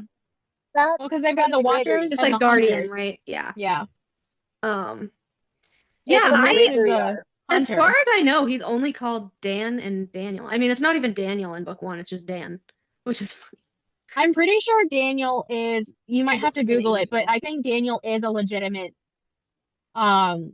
angel name because there are multiple Daniels in the Bible and Okay, like other yeah. religious texts No, and he's stuff. legit the Watcher, yeah. Yeah. Yes. Daniel Angel Bible. Pretty sure. I was raised Catholic. I am Catholic. Hey! I am Catholic. Okay, I've yeah. read the Bible so many times and I still can't fully remember. An angel encountered by the prophet Daniel in the book of Daniel, or a fallen watcher named Daniel from the Yes. apocryphal book of Enoch. Yes, that's where I remember it from, Enoch. Yes, I hated okay. that one. Yeah, prophecies about the future. Daniel from Enoch was a leader of fallen angels who taught humans forbidden knowledge. Him having a forbidden child. His forbidden wife. Yep. Body like Forbidden. a topaz, face like lightning, eyes like flaming torches. You know, So you mean would have made perfect Daniel a for little more interesting. muddy art with his wife. Oh, Obviously, Jackie had Jackie says described he's hot. him. Yeah. Jackie says he's really Well, remember, Jackie also did sleep with someone who was smaller than average. hot. Yeah. Let me see if I can find it. He's like the Ken of Angel. But yeah, no, I'm forgiving Dan just because he loves Jackie so much. Yeah. But Oh, I'm yeah, still gonna call okay. him fucking Dan. Do you remember you mentioned the biblical angel Daniel having like lightning eyes? Mhm. When Jackie's describing on page Yeah. 87 and 88, she Mhm. says, blonde-haired, silver-eyed husband to be for the Yes. first time. Yes. She was already pregnant, Yep. but they'd grown to love Dan, especially after Eve was born. Who wouldn't love a man who gave them a perfect granddaughter? Yeah. Mm-hmm. And Also, then the though, way I that he find it reacts funny. with the biblical names. I do find it funny though that like Eva just looks like Jackie. Like she does. Oh, it's so funny. She does not, which is hilarious because usually, like, unfortunately, usually kids take after their fathers. She just has Yeah. nothing of Dan's except for his blood. Well, No, keep she in mind. has his eyes. Oh yeah, she does have Oh, silvery yeah. eyes. Yeah, I forgot. Yeah, she She has has his his eyes. I honestly, I But forgot everything else how is she was Jackie. described because of the whole Asmodeus can't see color. So I was just like, okay, I'm picturing everything in shades of black and white. Because yeah, he was like black and white. Yeah, silver eyes. And then though. even when he can start seeing color and stuff again, it's just like, nope, everything's in black and white. Yeah. Like, But no, yeah, it's just weird because like she has like dark curly hair, and I was like, but Dan's blonde. Like, wouldn't her hair be like a lighter brown, like brown, but like a lighter brown? I mean, again, genetics. Sometimes they're not, but I don't know. Not that genetics really matters in books because we have blonde-haired people having black-haired children in ACOTAR, so like yeah, that makes sense. yeah. Still don't actually believe that they're the parents, but I digress. Too good to be true. Shut up. Half an hour later, they jammed the hell out of My Funny Valentine. No shit. Wow. So cute though. They have a song. Like, oh, it's adorable. Sickeningly adorable. I love this. Her entire female reproductive system lit up like a carnival parade. Yeah. Okay, also, can somebody explain to me why angels can have children and demons can't with humans? That doesn't quite make sense to me. Unless we're gonna have some sort of surprise. That could happen. I feel like it has to do with the whole like origin story. Yeah. Where with Adam and Eve, you know, the cursed, well, not really cursed fruit, but like the, cursed fruit. Like, why is Ash even wearing a fucking condom? You're not gonna get her pregnant. Like, he still puts one on. Well, keep in mind, he was a lust demon, so I feel like yeah, there's something to do with that sort of thing. Yeah. But at the same But time, it's like I if you don't really... already have like limited feeling, I feel like that's not helping. Yeah, and then I he's think like, a "Oh my condom's god, gonna it's make the it worse." best sex ever," and I was like, "But you can barely feel it without a condom on." What? Yeah, but also, it's Eva, and she does things to him. She makes him feel. Yeah. It's just like, whatever. Yeah. I mean, I guess that he probably just like. It could also just be like a respect thing of just like, Exactly. I'm gonna do this to make you more comfortable. Because I noticed he's very into asking very consent. attentive. Literally before their very first makeout session, he was like, "Is it weird if I do that? Can I kiss you?" And she's like, Yeah. Yeah. Please kiss me? Yeah. What the fuck do you mean, can you? Which also, I even noted with that, like, that's relatable. Me too, girl. Yeah. I don't think I've ever related more to a female main character than Eva. Like, oh my lord, the mannerisms, the fact that I also They're- put honey in my tea, and when I'm surprised on a phone call, I have a specific spoon, a gold spoon, to stir my honey into my tea. And there have been multiple times I've gotten some kind of surprise phone call, How am I friends with email, all these tea and people? because coffee sucks, which is so weird. I I'm don't like literally drinking either. Starbucks. I don't like either, but I don't think my you've found iced the right coffee is tea. mostly syrup. So I don't think you have found the right tea yet because I don't drink black tea. I don't drink most caffeine anyways. Like my favorite soda is Sprite and that there doesn't used to have be caffeine. this like blueberry blend, like cold tea from Tivana that I liked before it went out of business. I think I That's know like- what you're talking about and I could probably find you similar. Yeah, because there are like 3 brands that I trust. I also get local stuff. It was like blueberry iced tea. Yeah, was so I could good. probably find you something very similar that could be hot and cold. So you can have it winter and summer. Please do. I love blueberry flavored things, but not actual Yeah. blueberries. It's so weird.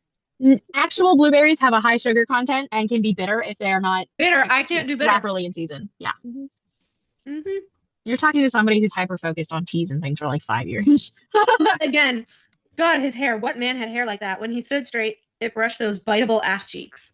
Yeah, Eva. how long is his hair? Because I was thinking it was like to All the mid way back, down to his ass. but we're talking to his ass, and like also very you mean you're like not past his fantasi- hips. Yeah, I was wanting like more of like I'm fantasizing about braiding his hair because I would do that. I So, would, yeah. kidding much. Let's braid his hair. I would do that definitely. Yep. Rom's being a dickhead. Rom. Of course Okay. he is. No, I'm not going to discuss book 3. I can't. No. No, this is book 1. I'm so And- ahead of and you you keep- guys. I wish you could rant with me. You only told me about this like 2 weeks ago. Pardon how loud I am, but give me like just give me until the end of this month, and I will have read books 2 and 3 and have much better notes. And then book 4 Oh. comes out on the 30th. Exactly, and then I can read that within October, and then we can do a follow-up episode talking about all of the hell. The next episode, yeah, could be 2 and 3, and then we do an episode on 4. Yeah. Yeah, just give me some time. I need time. See, this is the thing though, because it's so hard to do an episode on like one book without talking about like their arcs in the other books.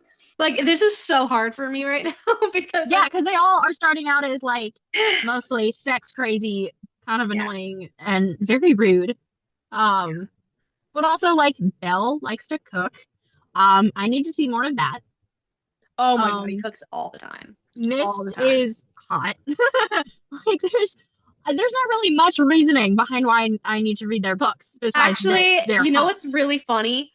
Mist, like all of the brothers have like their little like hobbies or whatever, and Yeah. Mist has no idea what he wants to do with Oh, his the life. poor buddy. Chapter 9, Dan is being like suddenly protective of Eva.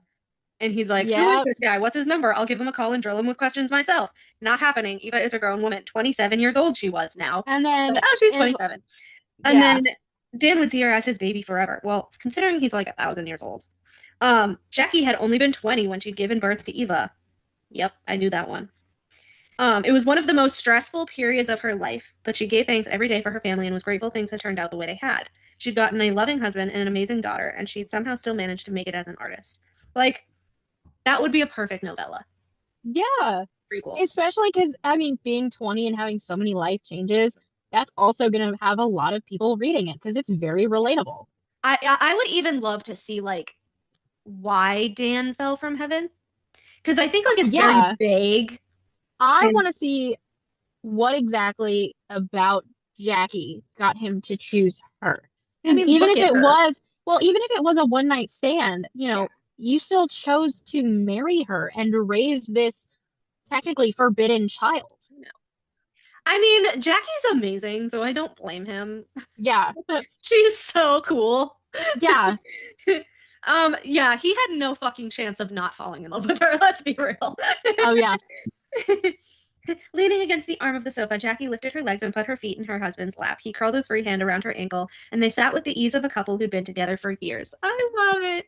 It's so cute. Yes, they have their problems later, but like at the same time, I feel like if they weren't to be together, like especially with this book, I feel like at the end of it, we would have seen a lot more of like Jackie being like, no, you fucked me over. I don't ever want to be with you. And then you've mentioned in the next books, it's like, no, yeah, there is some reconciliation, and then probably they're like, okay. Yeah. Miss Because Book, they're she's like also, mad at him, and then but there's yeah, really not a lot of them in that one. It's more in Meth's. yeah. But I mean, it also shows like they're grown adults. Like they're working through things. They're probably just they might feel like it's just we've been together most of adulthood anyways. Might as well stick it out and actually work things out rather than just letting emotions fully run their course and ruining everything. And like, Actually have some logic to it. This is like the chapter where like it gets really obvious about Dan. Yeah. Because she's like, he's a musician. He grunted, unimpressed. She said he was an amazing pianist. He could be Mozart reincarnated and he wouldn't be good enough for her. Jackie laughed. He could be a real live heavenly angel and you'd say he wasn't good enough for her. That's true. You're such a caveman and you're my cave woman. And then yeah, they get all like frisky and then which is kind of cute.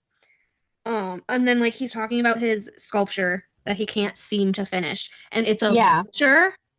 Yeah. Interesting. And then yeah, she's like, she also ever studied demonology? Sure, why?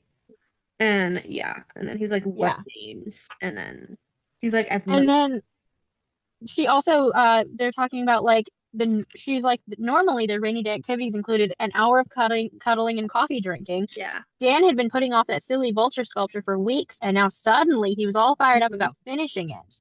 She smiled fondly and shook her head. Her husband was a bit of an enigma at times, but she loved him all the more for it. Constantly having those biblical references because I mean, biblically, angels and all of that stuff is growing up Catholic. Like I remember being told like the religion itself is an enigma. Yeah. Like you're not meant to fully understand it all at once. Yeah. The human mind can't comprehend. Yeah. Dan does seem hot though. Oh, for sure. Like, I would have been just like her. Absolutely. Sure. Let me have your forbidden baby. Dan nearly spit out his coffee. Belial. Belial isn't just a demon. He's the demon. He's another name for Satan. He's a king of hell. One of the original angels that fell from heaven at the start of creation. So, like, how did they like, not know each other? Did they know I'm getting all confused. Did they? I think they might have sort of did know each other. Like, saw each other. Yeah. But also, I like that Aurora does that where Belial is basically another name for Satan. Yeah. It said that the only other who rivals his power is Lucifer. He's drawing that line between Lucifer and Satan because it is two separate entities. Yep. What about Mephistopheles? Yes, that. Or I was hoping for like another mispronunciation where she was like Memphis. And then he's like, what? Because they seem like the type of couple that would have that sort of little banter of like, wow, you're really saying it wrong. And then Rom, an Earl of Hell who can take the form of a crow. Yeah. and then he's like, where'd you come up with those four in particular? Oh, I must have read them somewhere. He winced, hated lying to him. Bro, if you're wincing, he's gonna see that and know that you're lying. No. Any more questions, babe? Yeah. You're an angel. The damned vultures once and for all. He specifically says the damned vulture. Yeah. Yep. And then calls her an angel. You're an angel. Love you. I love them. Belial had been lost to a full-blown rage attack. Oh, Belle. Of course, Ash had left Eva's house with all due haste and had to rush home for the show. Neff caught his eye and shook his head rapidly. Like, just sit the fuck down at the table. Hey, Mel. Belle was calm. Hey, Mel. I gotta get going. I need to charge my phone for group. Oh, okay. That's how any last words on the book? Rom is my baby. I love Rom. Of course he is. The way that Rom melted his hand off to try to save Meth. Oh. And he likes cats. He likes cats. The cats like him, which is even weirder. No, that's adorable. It just shows he's a little guy. He's a little kid. He's a little He's just a boy. little friend. I love how you're like, he's just a little guy. Yeah. Rom's book is gonna be like the dirtiest shit. It's gonna be It's like not silver friend, flame. why friend ready. shaped. I Oh, am he's ready. gonna Give me he's Rom's yeah. book. That one Give is me gonna be Rom's an book. all-nighter for sure. And I don't just mean reading the book. Eka, you need Hell to yeah. read Mist and Meths before you read Brahms. Yeah, I'll do it. Don't worry. I know. I will. When I gotta order them, download them, and then. that they should be your secondary October books.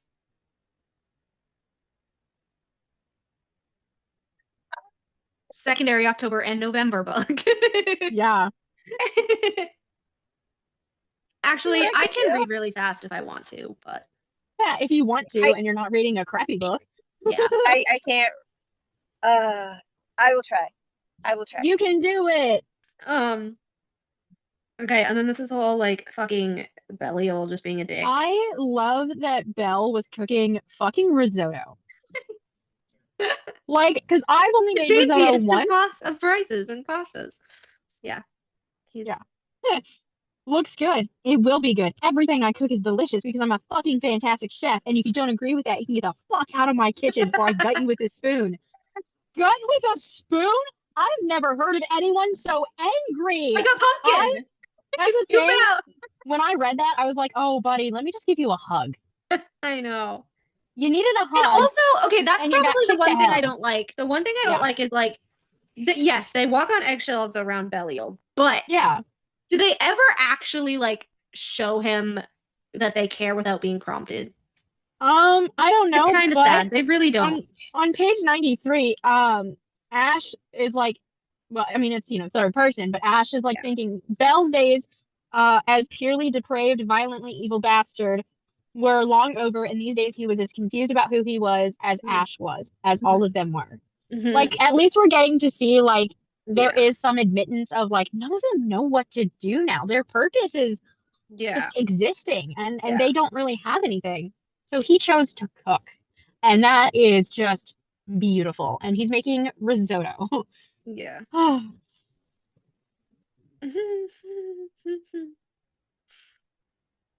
And they're just, oh my gosh. But yeah, I ended that chapter with the note, Daddy dearest can't be trusted.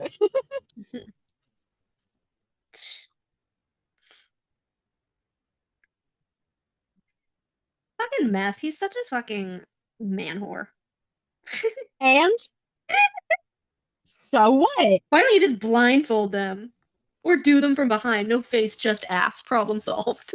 Maybe I have higher standards than you. What? Oh my Oh, god, dude. I feel like Meth truly does bring the comedic relief that is needed He does. in these conversations. And Because it's if we didn't always have like, him, and it's always that like the funniest characters are like the oh, again. yeah. Yeah, no, I'm especially looking forward to his book just because I really want to see more people struggle with his actual name. Like it's really funny watching Jackie fumble it, watching Eva be like, Meth. What kind of name is that? And yeah. You told your mom about me? Page 101. You told your Yeah. mom about me. Eva hesitated. Is that weird? Maybe I shouldn't have told you that. I don't know if it's weird. I don't have a mom. I'm sorry. For what? That you don't have a mom? Oh, yeah. Why? Because it's sad. I love my mom. Aw. Oh, Yeah. I'm fine. Yeah, because the previous I page is had where she, Belial. yeah, the previous page is where she said, they're your family, you love them, they're probably awesome. And he goes, what was with her and the whole love thing? Demons couldn't love. And the way she kept suggesting he loved his brothers was creepy and frankly offensive. And I said, a demon getting offended? I know. Wow. I had Yeah, I Belial. You thought guys demons- must be close. He's a tool. He's getting offended. And the thing is, just like a few chapters prior, he was like, demons don't have emotions. Being offended is an emotion, buddy. Whoa, buddy. Like, you have one. I think I hallucinated something weird. Oh my god! And then he like, I thought I saw you get shot. He wins. Yeah. He's been shot a bunch of times. And then she's like, yeah. Yeah. You're going to think I'm crazy. Shit. Probably. Yeah. Oh, well, humans love going to therapy. Ava would probably benefit from it somehow. She'd be fine. That's him thinking it. He's saying he would benefit from therapy. Yeah. Oh my god, and then she's like, I saw this, and I saw this, and I saw this, and your brother magically Oh, lit he the was gargoyle on fire. bat and How yeah. had she seen any of that? Wow. She had the sight. How did she have the sight? What was she? She doesn't know. And then the next page, talking about being a bloodborne witch, the thought struck him like a lightning bolt to the brain, and his eyes got wide. If so, the implications are enormous. Maybe he could seek out other witch descendants for bed partners from now on and actually enjoy sex again. This thought was strangely unappealing, which was odd considering the 3,000 years he'd spent obsessed with it. But he enjoyed sex with Eva. And then he goes, yeah, so they probably ought to have used fake names like other demons who came to Earth. Oh, whatever. They probably Sorry, not should have sorry. used fake names. Right? Like, yeah, dude, that's kind of sneaky and identity 101. No wonder y'all got found out so fast, because there's humans that might be talking about like, wow, there's these guys that are named like Belial and stuff like that. Which is funny because in humans Meth's may book, like therapy, but we gossip even more. In Meth's book for the twins' fucking birthday party, it was like, oh, you guys should use fake names. And so Meth was like making fun of Rom, and he's like, okay, Roman. And Rom's like, you fucking call me that again, and I'll fucking murder you. That's the thing, Rom, I'd hear that kind of name from a person and be like, oh wow, that's really cool. Like, I think it's a cultural thing, which might say that I'm ignorant or something like that. Just, that being my first assumption. But like, yeah. As you Bodhi had a vision because I'm descended from a witch? You never know. You're as crazy as I am. No, but that's the thing. Right before that, about how you wish you'd never met Miss Crazy Pants. I've called myself so many times that sort of nickname and stuff. Oh my god, you're as crazy as I am. Probably more, Ash agreed, smiling despite himself. And then something about Eva made him feel. Fuck, he didn't know. Good. He just felt good. So what you're saying is you're having an emotion that you can't describe because you aren't sure what the actual name of it is. But get this, demons don't have emotions. Nope. I sent a picture of that to my friend and was like, hey, look, it's you. And he was just like, wow, that's wow. Chapter 10, like phone sex. He just got a phone and he's immediately having phone sex. Yeah. It's like the equivalent of a virgin doing it. So like, funny. yeah, I'm a virgin and like I don't know any of this, but I have a girlfriend that's really into me, and it's like, cool, we're doing phone sex immediately. So funny. Belial, in, out, inner peace, calm. No meditation shit. Yeah, I also found it funny about Eva can kiss my fucking ass. I hate this bitch. I hate this bitch. I know we're supposed to. We're supposed to. But I hate her. I agree. I hate her, and she keeps coming back, and I hate her, and I will literally, I hope to God, I know I said it last time, I hope to fucking God that she is not his endgame, because as a succubus, that's just not trustworthy enough. Yeah. And the thing is, though, she's also mentioned as one of the queens of hell. She's one of the kings of hell. It's and like, too cliche. It's too cliche for how book one has already turned out, Like, I have high hopes for Aurora to be the type of author who says, you know what, I'm gonna play at the cliche 100%. and I'm gonna turn it on its head and say no thank you. Yeah. Because we've already gotten a bit of honestly, different stuff. I hope fucking Sky murders this bitch. Like, maybe not murder, but like sets the succubus up. I was thinking sets the succubus up with a human guy, like an ex-boyfriend or something. I'm just like how would you like to do me a favor and you want a Niyama book where she becomes redeemed now? Not redeemed, just redeemed, just like the demon. I like the idea of Sky using the whole obsessed with sex thing as a way to get some revenge on like an ex that fucked her over. Because like I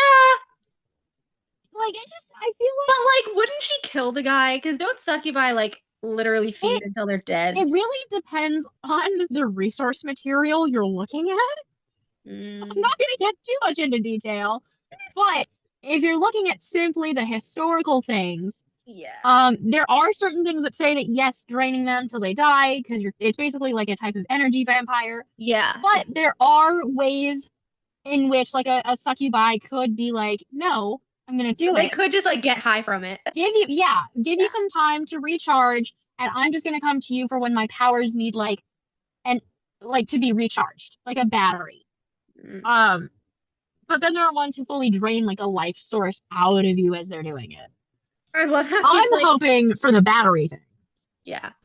I love how he's like, go fuck Lucifer if you want power. Lucifer has a pencil dick. Oh He's my like, gosh. he's the most I powerful found dude. that- Even if he did, he would have fixed it. Right? I found that so funny because it's like, wait, what do you mean? What do Come you crawling mean? back for more, Precious. That she spoke like Gollum did not make him feel any better. Which is even funnier considering that the gargoyles are described as looking like Gollum. Yeah. Yeah. Uh, and then she's like, I'll give you this blood if we fuck. And then he's like, I guess I have to. Yeah. I Also, don't the like way that he says like, Nick's even though full he's like, name, even though she can make him be into it, like, I don't like that. I feel so yeah. bad for him. I And that's it's and he knowing that, I know the brothers don't know that, but yeah. us knowing that, like, it makes sense why he gets so angry at them when they're like, just contact your contact in hell. Just contact your contact in hell. Like, it's not like he's Yeah. giving up a part of himself every time he needs a favor. Yeah. So sad. Because Honestly. like, yes, he's in a sense like consenting to it, but at the same time it still feels It's like it's coerced. a heavy violation. And Heavy I coercion, felt yeah. like reading his little sections Yeah. and stuff, I felt so heavy. You It know, was icky. going from laughing about Ash and, you know, Yeah. fucking piano fantasies through phone sex to just suddenly like, He'd oh need a my gosh, PhD in like psychology to even begin to understand the wars that were being waged inside his head. yeah. It just Mm. Oh, the things I do for this family. Yeah, yeah. that's. Yeah. It's heavy. So I think He's his like, book, turn around, don't look at me, or I'll gouge your eyes out. Don't touch me, or I'll rip your arms off. yeah, Yeah. he's got a Crawling lot with of self-hatred. rage. Skin crawled with self-hatred. Ugh. Yeah, I'm thinking that his book is going to be like the heaviest since he has like they all That's have why it's tons. gonna be last, and I'm like, I want his book Yeah, so bad. it's gonna be the heaviest. I think it's gonna actually pop Hopefully because the all the books, biggest. Yeah, you the books said. are all roughly the same thickness. So I'm thinking his maybe not Chonky. twice as thick, I hope. but like it's because let's see, this one is about I hope. 360 pages. Yeah. That's I want it to be including like 600 pages. that's also including the little bits at the end, like the acknowledgments, the Yeah. playlist, which I love when romance authors give a playlist for their book. And then after that, we've got, you know, the beginning of Demon Hunter. So it's a little under 360. But like I'm hoping that Belle's book is going to be like 500 pages maybe. Mm-hmm. Not too much bigger, you know, not twice as big, but like a good length. Yeah, and then page 124, like he finds out that they're missing from hell, that's who Yes. Jackie was talking about, that Yeah. you know, he thinks Eva has Nephilim blood, and that if Jackie ever found out, she would never forgive And him. with her wincing and how I was like, yeah, he knew she was lying. It literally, his beautiful wife had told him. I love that he says that. You know, I love that we get to see that even when he's alone, he's like, yeah, my beautiful wife. That's my wife. Mhm. She was lying. It was too great a coincidence. She lied to him last week, but he'd been lying for 27 years. Yep. At least we can see that he's like actually like, oh, this is something's gonna happen. I fucked up somehow. And then just Eva's descriptions of them outside of the club. Yep. I love that. Okay. It kind of makes me sad that Belle chops his hair, but you know, when she was Yeah. clad in a white t-shirt and jeans, his short platinum blonde hair fell onto his forehead with that perfect messy look like he just rolled out of bed. Looking I'm like telling a you Greek right god. now, Belial is the sexiest one of them, and I'm not letting it go. I love him. It's it's meth and rom for me. I mean Ash is Ash is sexy, but Ash Belle is is my hot, top boy. He but has been my top boy. there's a specific type of women that absolutely 100% go for Ash, and that's great. Mhm. Meth is great because of the tattoos. I like that he's more I'm so not a demonic tattoo as person. a human. Yeah. I Like tattoo and love piercings. tattoos. I mean, No, I get can't do like temporary tattoo pens, and the other day I literally like my forearm, I drew on it. I bought a bunch of temporary tattoos for myself. Well, Yeah. semi-permanent. They last like a few weeks. Yeah, like because the I don't ever want to actually get anything permanently inked on I me. But the only permanent stuff I get is stuff I'm able to explain. yeah. Like even if it's simply just it looks pretty, you Meth, know? she can see him. See him. What was he on about? Wait, what? You can see through his, see through his what? Oh boy. It sees through his, I would have, if I was her, I would have been like, see through his underwear? Because last I checked, he just takes it off. Like, Okay, hear that, Ash? Think of us as your dads. No, too far. Belial agreed. yeah. He's like, Also- no, fuck. Also, And then, okay, my man right here. Way down because he was so tall. He had one of those super masculine faces with a jaw that could cut steel and a long straight nose. His eyes were bluer than the sky on a clear day, and she'd never seen such light blonde hair. Sky was going to die when she saw him. Yeah. Also, when Meth is asking Eva if she's a closet lesbian, and she goes, "Excuse me." It's a valid question. The only people who see him who aren't attracted to him sexually. And she said, "What are you guys smoking?" Mm-hmm. I like dick, unfortunately for me. Yeah. All four of them are grinning at her now. Oh my god. Oh, and then she defends his honor and says, "You guys think so little of your own brother that you assume I'm a freaking lesbian rather than consider I'm actually attracted to him." Yeah. Girl, absolutely verbally beat the crap out of them for that. And they were like, it's not like that. Defend his honor. That's Right? the thing. Like I said before, this is the most relatable female character I've ever read because that is how I am for my male friends, for my partner. Like, oh, you have family that disrespects you? Sit down, drink your drink. I will handle it. I will send your food back to the kitchen if it's wrong. And that's because I've had many people tell me I am a dominant personality. As you know, because you are also one. We've had this conversation. We have to find a man that's just right. Okay, it's really weird though, because I am actually I'm very much like Ash in public. Like I'm not a proud person. I would rather keep to like the shadows. Like I'd rather be like I feel someone like who watches than participates. I'm a mix between Belle and Rom in public. So like when I'm with my people, I'm Meth. I'm such an ass.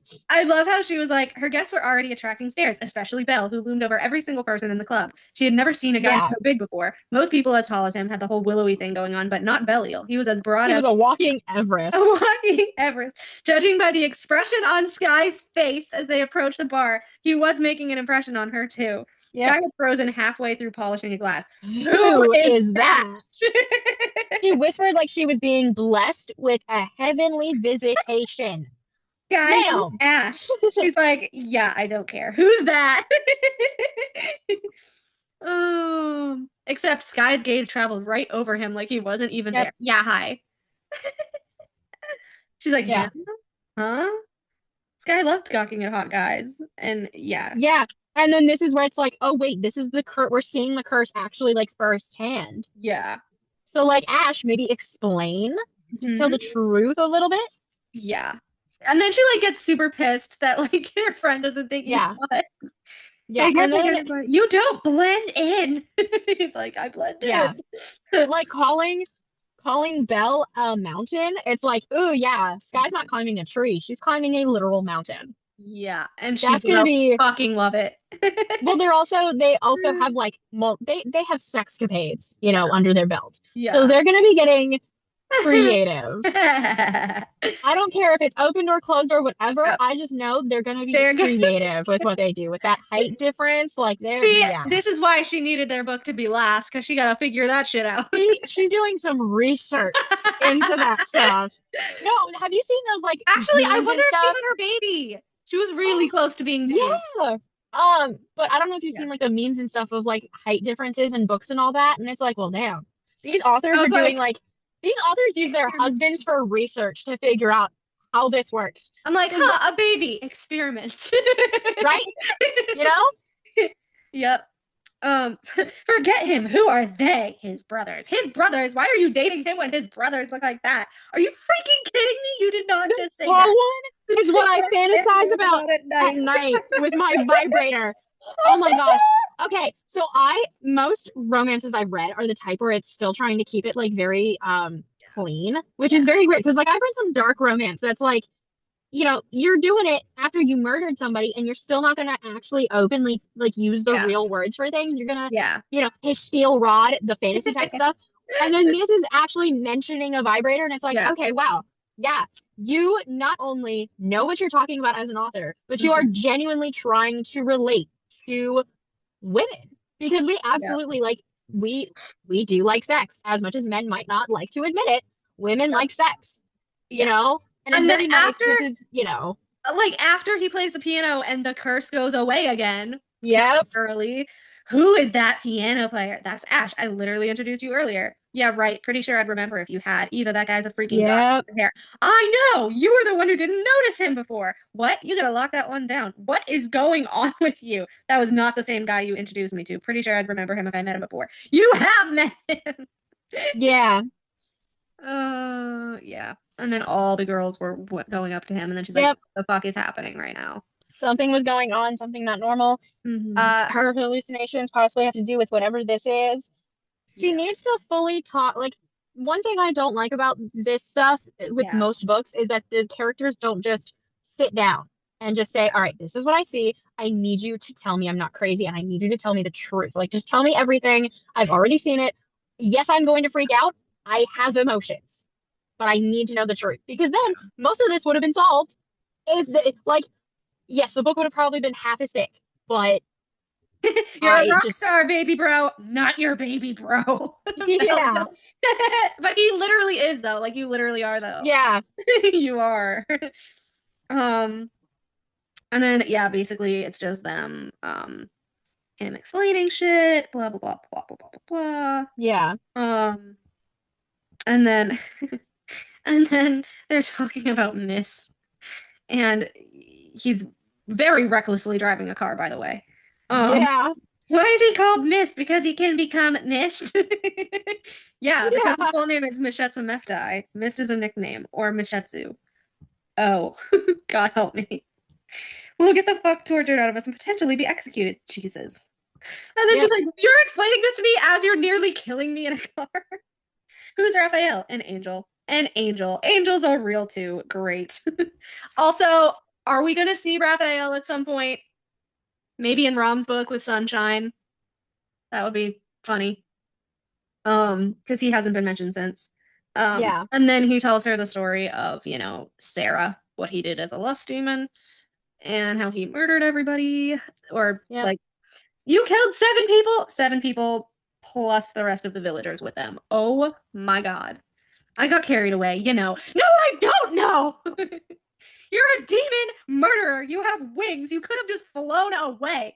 In hindsight, that would have been a better option. Jesus Christ. He hadn't been born yet, thankfully.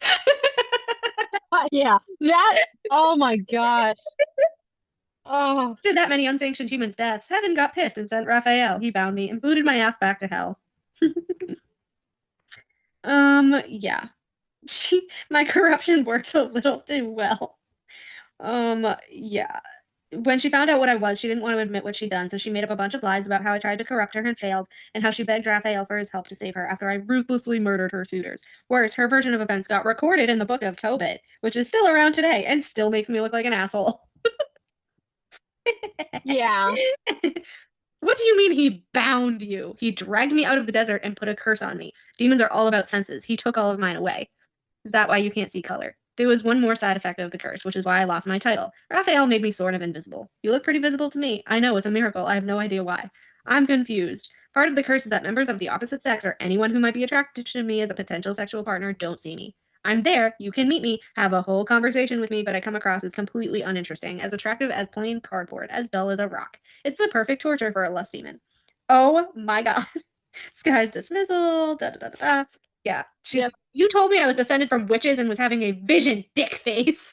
Yeah. Hey, she specifically was making sure he didn't see her as crazy. So he made sure she was not crazy by saying something even crazier. Shit. You being a witch is a very possible explanation for why you have the sight. Witches are real too? Yeah. Oh my gosh. Oh, this is just so funny. Yeah. Genuinely the funniest female character I have read in a good handful of years. And like, I've read it. There wasn't a single soulless thing about him. No shit, Lord. Yeah.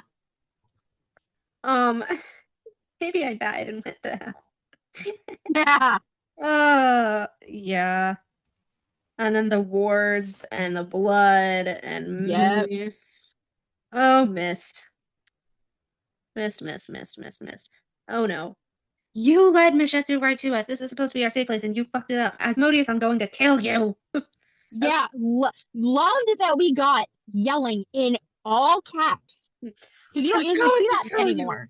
His voice boomed around the room, preternaturally loud. Everyone slammed their palms over their ears, cringing. The sound of Eva's cat howling from inside the carrier filled the air, and then shit really hit the fan. The That sparks poor crackling cat. suddenly ignited, and the huge bastard burst into flames. Giant feathery wings exploded out of his back, shredding his t-shirt. Since he was headed into full rage mode, those white wings burned with hellfire too. He grew even larger until his head hit the roof, his biceps the width of tree trunks, and Yep. fists like clubs.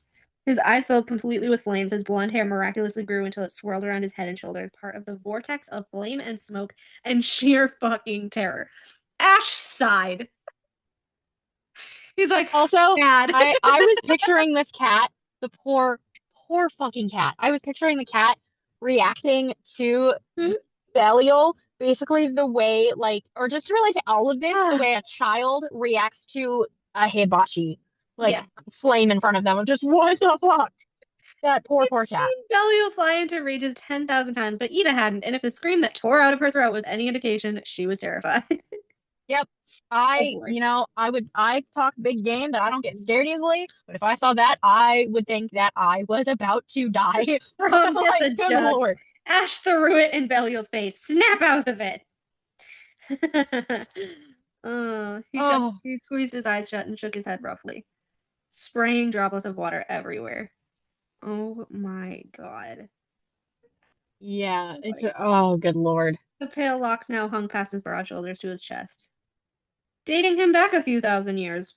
He went from looking like a football player to a gladiator. It was a bit hilarious.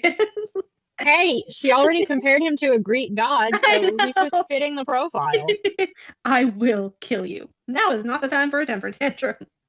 Ash literally gives no fucks. He's like, literally. I think even in the other books, he long, makes it worse every time. Yeah.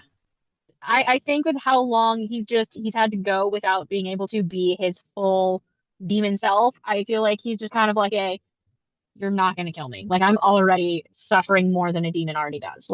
Yeah. Okay, and yeah. Yeah. Also, I feel like in Belial's book, I feel like he's gonna be getting like control of it. I feel like very slowly through the books. He's like, oh, Yeah. we hadn't flown into a rage in 3 months. Oh, we hadn't flown into a rage in this many months. So I feel like if Sky is in danger, Yeah. he's gonna and instead of being scared because he's the one saving her, she's gonna equate it to, oh, he's my protector. Yeah. And I love that so much. And he's just gonna like scoop her up like a sack of potatoes. Oh. In that huge form. Spider-Man and MJ love story right there. Yes. Literally. Basically they go over the Sheolic shit and myth and Meph tells them about the fallen angels, the Grigori. And Belle's like, this is the dumbest fucking thing I ever heard. Shh, bro, I'm not finished. Eventually, the Grigori knocked up their humans, and lo and behold, a race of human-angel hybrids was born called the Nephilim. So I was like, yeah, Eva. Immediately, Eva. Yeah. Yeah. You guys just found one of these and drank its blood? No, it's not that simple. They are ceaselessly hunted by both heaven and hell. So I'm wondering, like, I know that Ash and Eva's story is over, but I feel like that danger should still be kind of like lurking. Yeah. Especially because like Rom is gonna be with Sunshine, who's an angel, and then Dan was a fallen angel. Definitely with Belial being like basically top dog with his book, my theory of it being like the thickest one. I do think we're gonna see like sort of a big bad come into the situation rather than like just the little minions and the stuff. The way that he keeps talking about like this war with Lucifer that he doesn't want to happen, I'm like, yeah, it's very much giving like it's gonna happen. it's giving ACOTAR and the Wall. I don't want it to happen. It's not going to happen. And then it happens. Yeah. Like, guys, you really can't prevent Everything is just what you're doing. stacking up. And it's like, now you have not just you guys, but now you have all of your girls. Yeah. And your friends who know. Like, yeah. And then also, oh, Eva's mom. Eva's mom. And Who's- Dan. Who's with Dan. And Sunshine. Yeah. You're roping too many people in here. There's a very big circle now, and you guys are not really fully tying up your loose ends. And you're more You gotta obvious. do a little better. Yeah. Which is, as you mentioned later on, they get suggested, hey, fake names perhaps? Yeah. And Paimon, who is a literal queen of hell, not like the fucking succubus bitch lady, but Yeah. a literal queen of hell, is horrific, and she is Miss Keeper Master. Yeah. And I'm not fully convinced she's not ever gonna come back again. Oh yeah, no, there's gonna be more. Cause like it ends pretty like final, but then they're like, that was kind of easy for like her rank and shit, and I was like, Yeah, like, you both almost fucking died to defeat her. Yeah, no, that I don't know.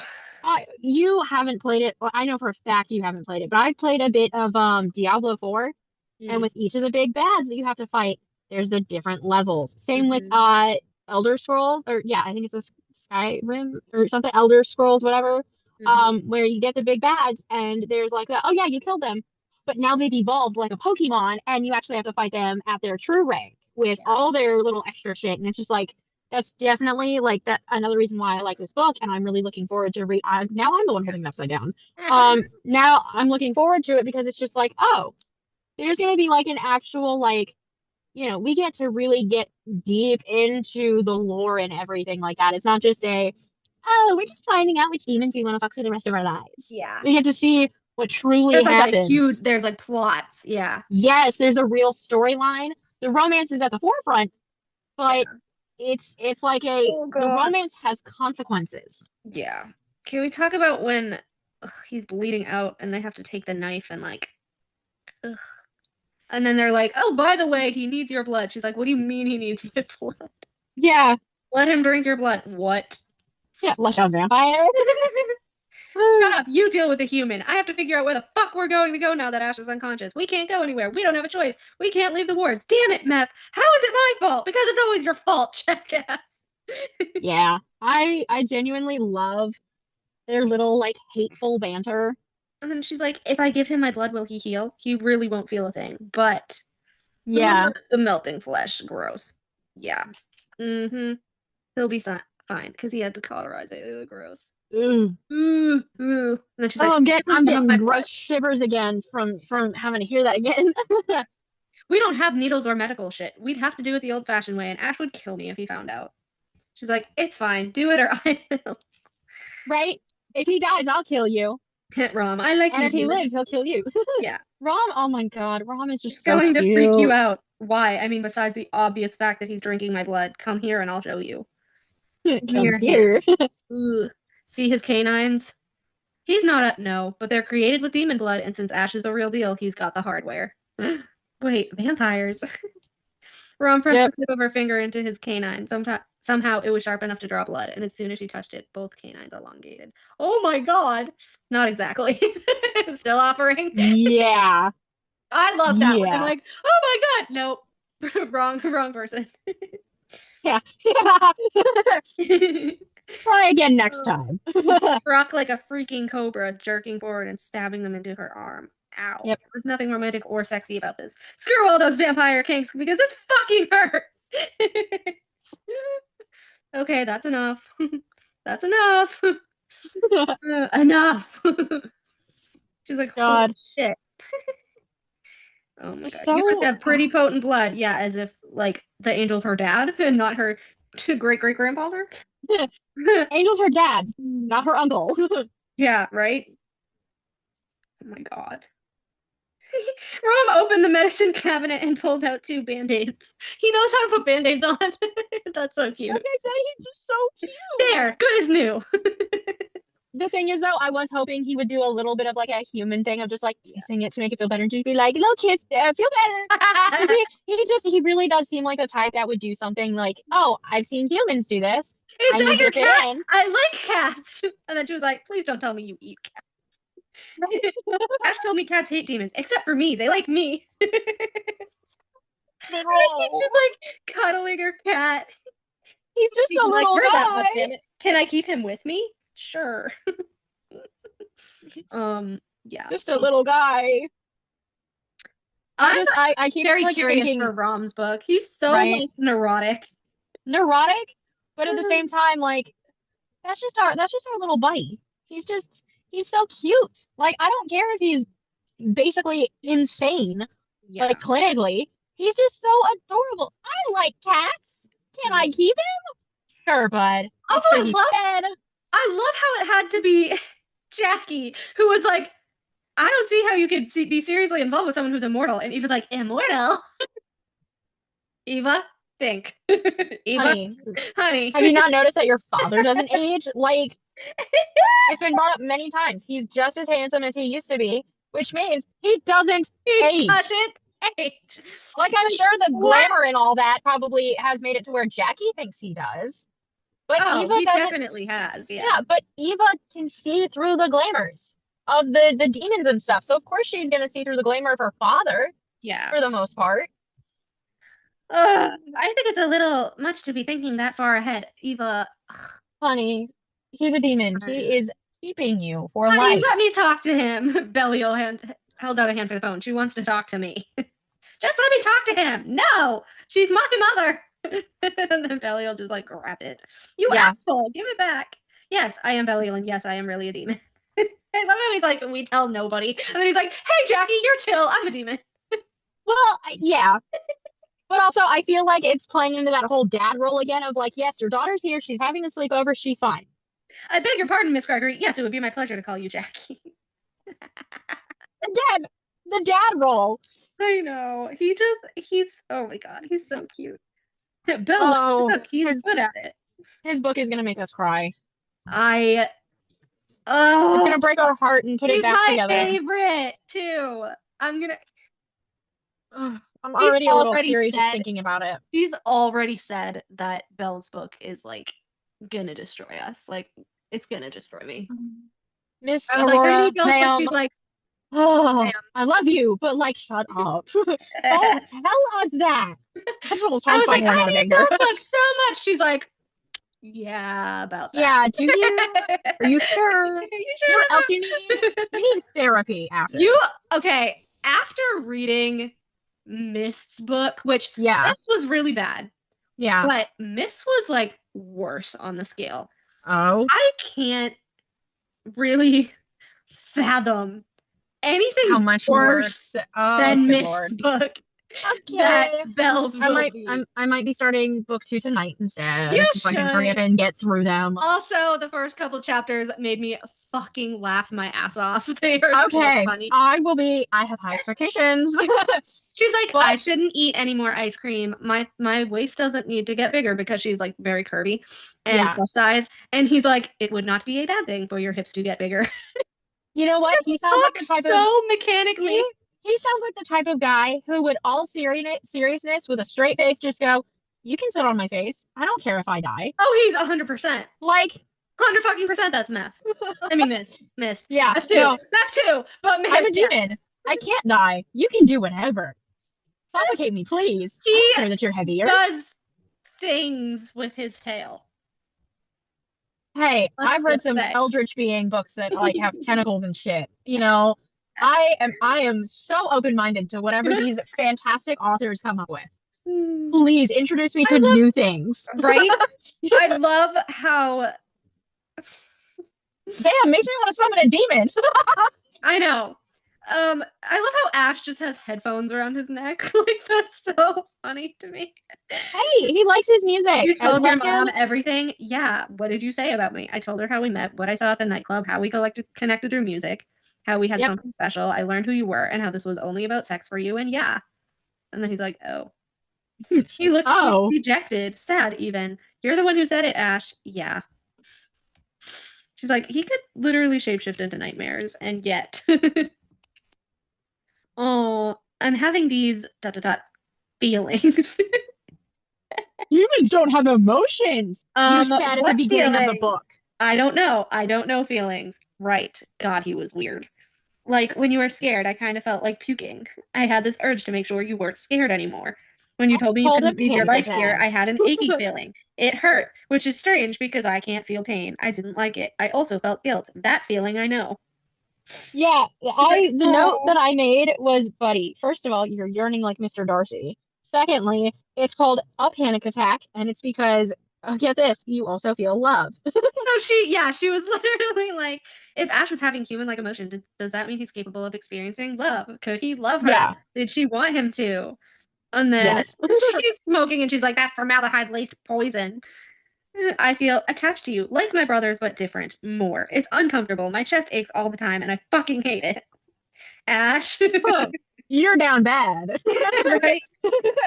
She reached forward and Oh. ripped it out of his hand and crushed it in the ashtray. What the hell? Smoking is gross. I like it. It smells nasty. I can't smell. It's addicting. I don't care. It's bad for the environment. I don't care about the environment. You should care. The more you damage Earth, the less enjoyable it will be for you to live here. The thing is, though, that's him smoking cigarettes. So just roll him a blunt, like you do, and give it to him.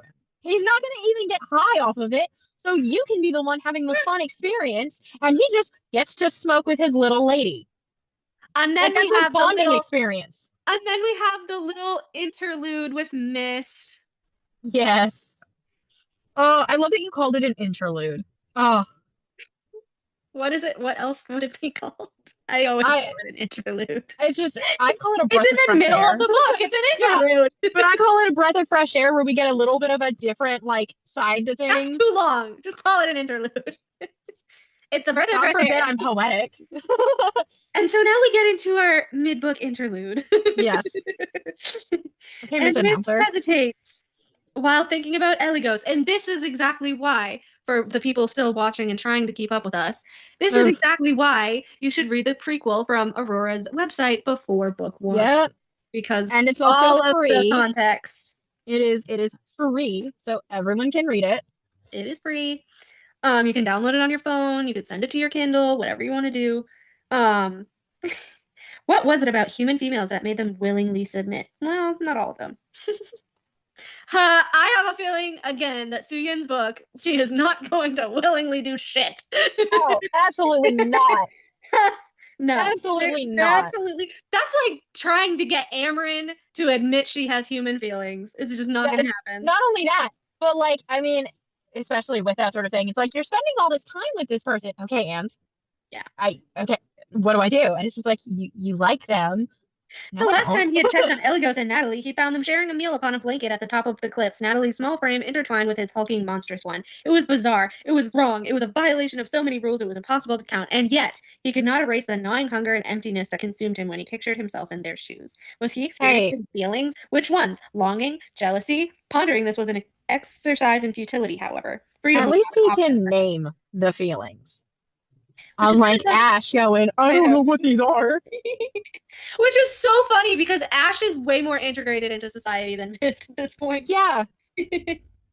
Aw. He reformed again above Evangeline Gregory's apartment, folded his wings against his body, and shot like an arrow straight through the hole in her window. Nice one, Mist. And then he fell into the fucking ward like an idiot. Yep. The binding sigil. Aw. Yep. And then shit really hits the fan. And yeah, like she is told everything. She is like, I'm not scared of Elliot. Lie. Yep. Yeah, she lists off a bunch of musicians or something. I obviously don't know who they are, but you haven't heard any new music since when? The 70s, 80s? 80s, I guess? Oh my god. Yeah. That's so funny. And then she's just like, he's a demon! He's a demon! He's a demon! We know, Eva! Get over it! Yeah. I will say she was a little behind when it came to learning the new information. Human. He wasn't fucking human. She saw Ash fight the hunter. She saw Belial burst into flames. He's not human. Wow, Eva. This is still going on, page 237. Yep. But I think it's so funny too. She also, I mean, this has been sort of a constant, like, the PTSD from you got the PTSD from the bar shooting, and then all of the whole Ash situation, and then the other stuff, and just like it keeps building, And then and they're it like, hasn't guess been what? that long. We need to go through a hellgate, but guess what? You need to drink our blood to do so. Yeah, like she's getting all of this new stuff, then- and it's just like, how is she supposed to process it? So I can understand she's hyper focusing on the whole, Yeah. they're not human. Yeah. But it's just funny because she drank the human blood and she's like throwing it up, and then like they'd repeated the process 3 more times, and then they're like, "Oh, you're Nephilim, so you actually never needed to." Oops. Yeah. They fucking traumatized her for nothing. Again, for like the 50th time. What is it with us reading books about women getting traumatized? I know. I feel so bad. Oh my god. And then Jackie comes over, and then Meph just can't shut the fuck up. And she's like, he probably looks boring and ugly to you. He's actually a handsome devil. Before he was cursed, he was the Prince of Lust. Shut up! You don't tell your girlfriend's mom you were the Prince of Lust. Yeah. Look boring or ugly to me. Actually, he's quite striking. Definitely not invisible. So, like, what? There's something else with Jackie as well, but it could also be because she reproduced with a fallen angel. I mean, there's something to say about, like, technically, there's, like, DNA from your children that stays Yeah, in blood, you know, every time she you have a helps kid. conceive Yeah. a mixture, Yeah. so she's probably got something to where it's like she can tell, A like little bit Ash of the is like sight. Yeah. nice to look at, but probably not the whole fawning over him thing. And then Belle's like, his curse makes it so that any potential sexual partner is completely uninterested. Belle, stop. Jesus Christ. Well, yeah, see, Well, that potential explains sexual it. I partner. would have to be the world's worst mother to look at him like a potential sexual partner. That's why. Yeah, because it's explained right there. We don't need to theorize. We just forgot it was there. Dang, you know, after all, I am a married woman. Mom! He's shy. After 3,000 years of being invisible, he lost all his people skills. Do you The poor ever shut up? buddy. No. And then No. she's just, I love how she's like Meph's adopted mom. Yeah, that is like the sweetest thing to me. That's another reason why I What love Meth, because inspired he's you to like, cover your whole body? Mom, Belle told me it's an outlet for my self-destructive tendencies. He said I need to channel my need to harm myself into getting tattoos instead of doing stupid shit that will one day get me killed. I think See? it's beautiful. and that is the acknowledgement that he needed to feel good about himself. Like, It was like, it helps. When my skin is full, I think I'll peel it off and start over. Meth, shut the fuck up, promise.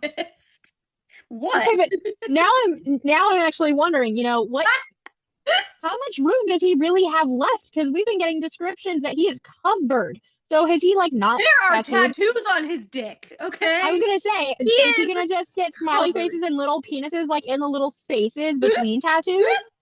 Get them colored in with like little hearts that are like pink and stuff?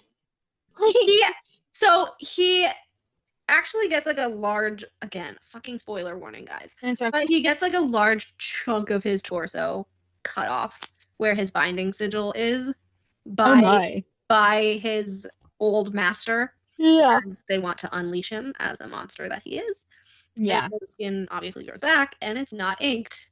So Oh, so he can genuinely just re-tattoo everything after ripping it off. yeah, he can literally regrow his skin clean. Like Belle regrows his hair. Mhm.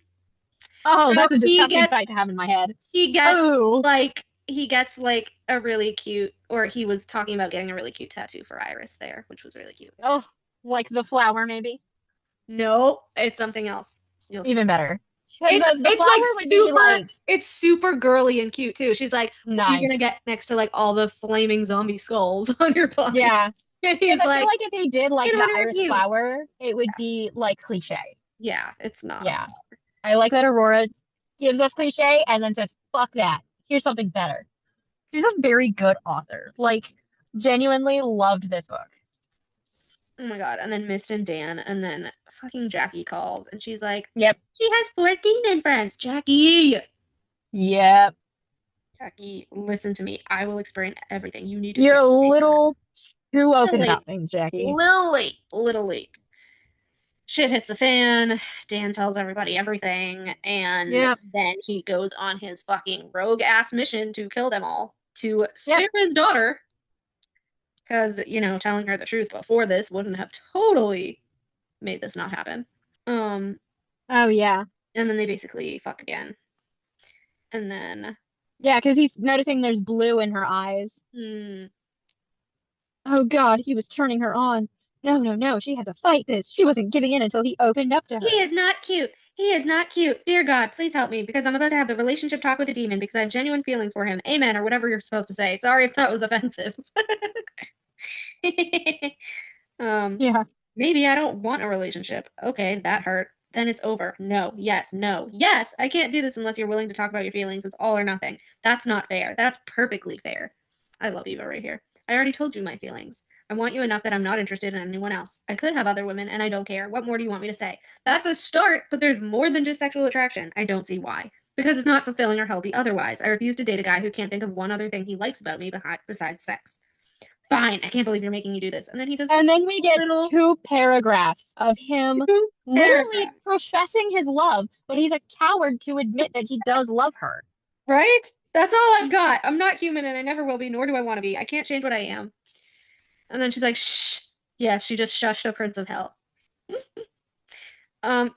She's like, if you've actually never enjoyed your life more than when you're with me, that sounds like love. Guess what? I feel the same way. That's why I'm adamant about making you admit it. You do. I've never felt this way about anyone before. Oh my God. And then he's like, that's how I feel. Tell me more. That's what love is. Don't you get it? This has the potential to become love if we're not already there. Yeah. I want us to be loyal and stand by each other's sides. I want that too. So you do want a relationship. You want to commit. This time You he want to be a team, nodded a slowly. monogamous team. Yeah. I spent 3,000 years feeling numb. Mm. Stopped longing for my old life, started wishing for a new one. So when I say I want you, I mean it. So you liked my feelings? I passed your test and you won't leave now? Buddy, she wasn't gonna leave in the first place. She was just she was rage baiting him to get him to just open up. Right. That's another thing that's very much like, this is real life. Like, there are a lot of men out there who don't understand. Like, just talk. And then You don't he's need like, to know the names. I like seeing you in color. You're just as bright as I knew you'd be. I like that your cute. eyes are, listen to this. I like that your eyes are still gray, though. Buddy, right there. Right there. Aww. Even more explanation of everything. Want to see my bedroom? He's like, do I need to answer that? Yeah.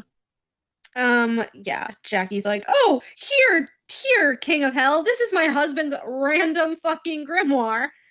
Right? Oh, And then the giant vulture. yeah. Neff, what did I tell you about touching shit? And Neff is just like, cool. Yeah. And then Ron goes, you're an interesting human. God, you Just guys are modified so tracking adorable. sigils. Not sure if this is better. Where did you find this? Here. You've never seen it before? No, I rarely enter Dan's office, but the few times I have, I've never seen this. You have no idea what your husband is. What he is, you make it sound like, what is he? They exchange glances. He can't be. If he was, then you know what that would make Eva. They were banned ages ago. Unless she's not his daughter by blood. He might have found the grimoire by accident. It doesn't prove. There's no way they would have let this fall into human hands. Yeah, but don't you think it's a bit of a stretch? Is Eva adopted? What? That's No. the thing. I expected Jackie to like be a bit more upset that they asked that, because Yeah. if you're being asked just randomly if your daughter is just adopted and not your own, and it's like, I birthed her. I know if she was. She was more upset when they were like, were you ever unfaithful to your husband? No! Yeah. Why would you? That's not. He can't be. Yeah. It makes sense if Eva was a Nephilim. If Eva was a what? Her Yeah. what? Her angel blood would have given her that ability. That grimoire Her was made what? by angels. Yeah. Oof. Yeah. Oof. And then Eva seeing her father with wings. Her feathered dad had wings. feathered wings and was wielding a broadsword, just like the picture I sent you from Google of Daniel the angel. Yeah. In the fucking air. Yep. Sense. Oh my God. Ash protecting her. Dad, no. Baby, he ain't gonna Continue listen trying to to you. stab her boyfriend. Yep. Stop it, damn it.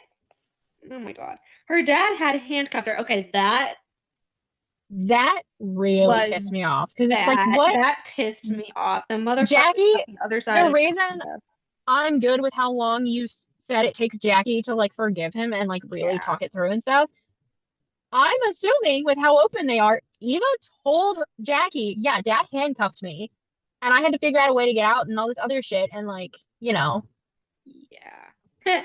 They're called Grigori. Horny angels, Meth called out. Yeah. Only a Grigori would be in possession of it or have knowledge to draw these tracking sigils. If your husband has it, it means he is one. Dan, a hysterical laugh. Yeah. My husband is a lot of things, but an angel isn't one of them. Technically, he's fallen. Yeah. Yeah, Dan is attacking all of them, and they're trying to fight him, and then he stabs Meth with the consecrated blade, which is literally killing him. And Rom is like freaking out, trying to get it out. And then melts his hand off. Also helps out. Jackie shows up, all pissed because she like loves Meth. Yep. And yanks it the fuck out. That's her son. That's her baby boy. That's her son. And then it's just like. And then Eva ends up fucking getting her own shit. She starts to let her strength and power consume her. And, Dan restrains Jackie then too. Which is yikes.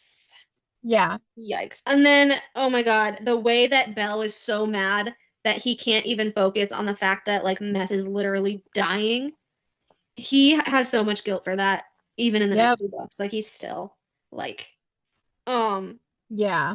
Oh my god, it's so he's like, Dan, is it how do you do? I'm Meth. We aren't looking for trouble. Blah blah blah blah blah blah blah. And then he just fucking stabs him. Yeah. Motherfucker tossed a fucking knife into his chest. Blood came out, more pain, a shitload of pain. Consecrated weapon. He choked and the world was spinning. Cool. Looked up at Belial and saw the shock written on his face. It felt like time had frozen. Meth was aware of Rom leaping toward him. But it was like those scenes in the action movies where the character ran in slow-mo to escape the blast shouting, "No!" 10 octaves lower than usual. That was funny. He was gonna fall on his ass with a consecrated blade in his chest right in front of his new human friend and her douchebag husband. So amazing.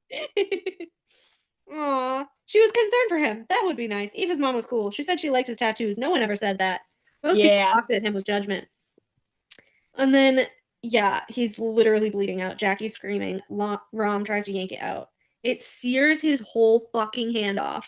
Yep. And Belial flips his fucking shit on Dan.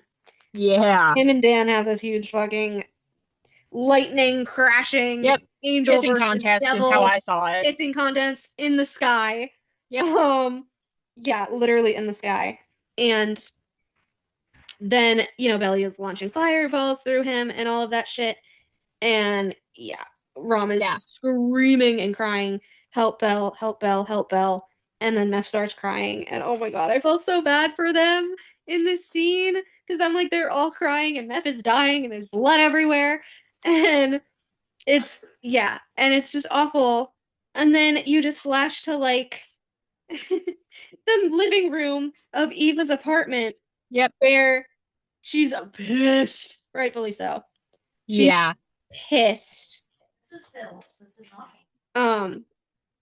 Chapter 25. She's pissed. Yep. Everything is out in the open. And give me like 15 minutes. Oh, my phone's gonna die. And she's like, I'm gonna kill him. I'm gonna kill him. And then she tugged at the handcuffs again. Yeah.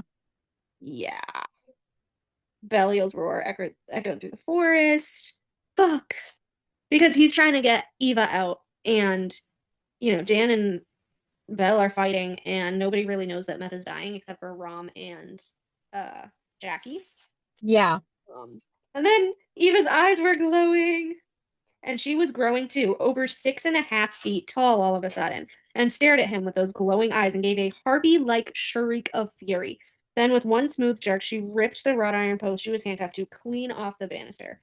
There went his hopes of her not being an Nephilim, but damn, she was hot. Yeah. Big tall lady protecting him? Absolutely.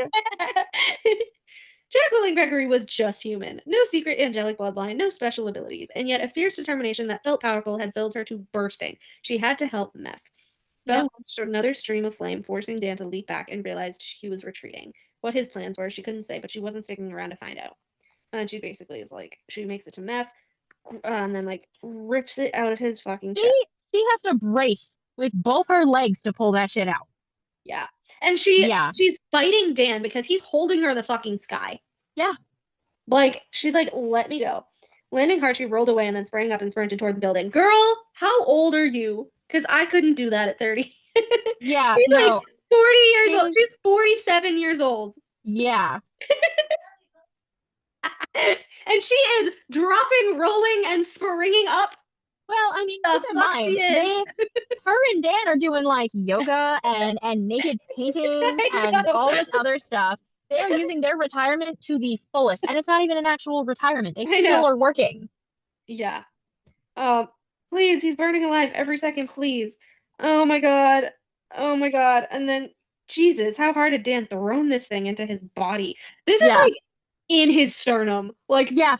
jacked into his sternum, okay? She's like bracing the soles of her feet against his body, throwing herself backward and using her body weight for added momentum. That's when it came out. Meth Yep. howled. Belial's fire extinguished at the sound of his brothers crying. And it, oh God, that had me tearing up. Pretends that he doesn't care. He cares. He Oh my god, cares and then a Jackie lot. was cradling him like he was her own child, tears streaming down her face. Oh, I loved this chapter. It was so sad. And then Dan is like, fuck. Yep. Fuck. You just pissed off everyone and your wife, Everyone. who is a mama bear. Is Like, he okay? Is he okay? We can't die from blood loss, but without the weapon in him, that was the only thing wrong with him now. He'll be unconscious for a while. Are you okay? Your fingers, they'll grow back. Thanks for saving him. Oh my god. He was still gigantic, and his massive wings dragged on the floor behind him. Meth about Belial. He's okay, Jackie saved him. Yeah, thank you. And then he crawled the rest of the way to her side, engulfed both her and unconscious Meth in his enormous arms. such a Oh, cute family. oh, and then Rom joined the huggy pile. Of course he did. Dude, if he could, he would have put the cat in the hug too. I That know. cat would have been trying to kill everyone. And that was how Jackie found herself in a cuddle pile with 3 demons. They need to do another cuddle pile with everybody. They need to do like a family movie night minus Dan, where Ash I and Eva are mean, cuddling, and they kind of do, but Jackie's not there. yeah, but I'm saying like Jackie Jackie. Yeah. and Belle, Rom, Meth, even Mist, like just them cuddling with basically their mom. I know. Just like thanks, mom. Watching like Disney Belial's movies. like, I could have pulled the blade out, but I was lost to that fucking rage. I couldn't think straight. He could have died, and it would have been my fault. Which is why he stopped as soon as he heard the scream. Because I- he's like, oh fuck. Dan should have marveled that he was looking at him in the flesh. He should have been taking the chance to kill him, but no. He was standing there feeling like the biggest jerk on the planet. All this grief and shame and heartache was his fault, not Belial's, Yep. his. And judging by the look Eva was giving him, she knew it too. I do like that he basically immediately feels regret for his choices and actions. Yeah. Like I'm willing to accept a redemption arc in the next books, as you said, Yes. because he immediately Yes. showed regret. It's not a, oh, I want my wife, because nobody else is sleeping with me type shit. Yeah. It's, I want my wife because that's my wife. I know. You are her father, which makes her a don't say it. Don't even think it. You have no idea the lengths I'll go to protect that secret, to protect her from being hunted and used by the likes of you. Ash screamed Nephilim. You left her unprotected. Yep. And then his eyes turn all black. He didn't protect you. You could have been hurt. I did protect her. I can't believe a goddamn demon is berating me for how I raised my own daughter. I spent the first 3 years of her life perfecting a binding spell that trapped all her Nephilim powers and made her completely human. Except then she fell in love with Mr. Lust Demon, had sex with him, and so her own shit, it like how his curse was breaking with the music and all that stuff, it was doing it to her shit too. You put Absolutely. a spell on our daughter and never told me? Eesh. Consequences of your actions. She didn't used to have the sight. I know that for a fact because I tested it when she was young. Sir. My guy. Evidently, the repression of that ability only worked to a point. I guess having a bunch of demons standing right in front of her was enough to snap her out of it. How does the binding break? As if I'd tell you that. She consumed my blood. He's like, no. Yes, she had to in order to travel through the gate because we thought she was human. I didn't think of that. Of course she did. Why is that relevant? Blood is the catalyst in powerful magic. No shit.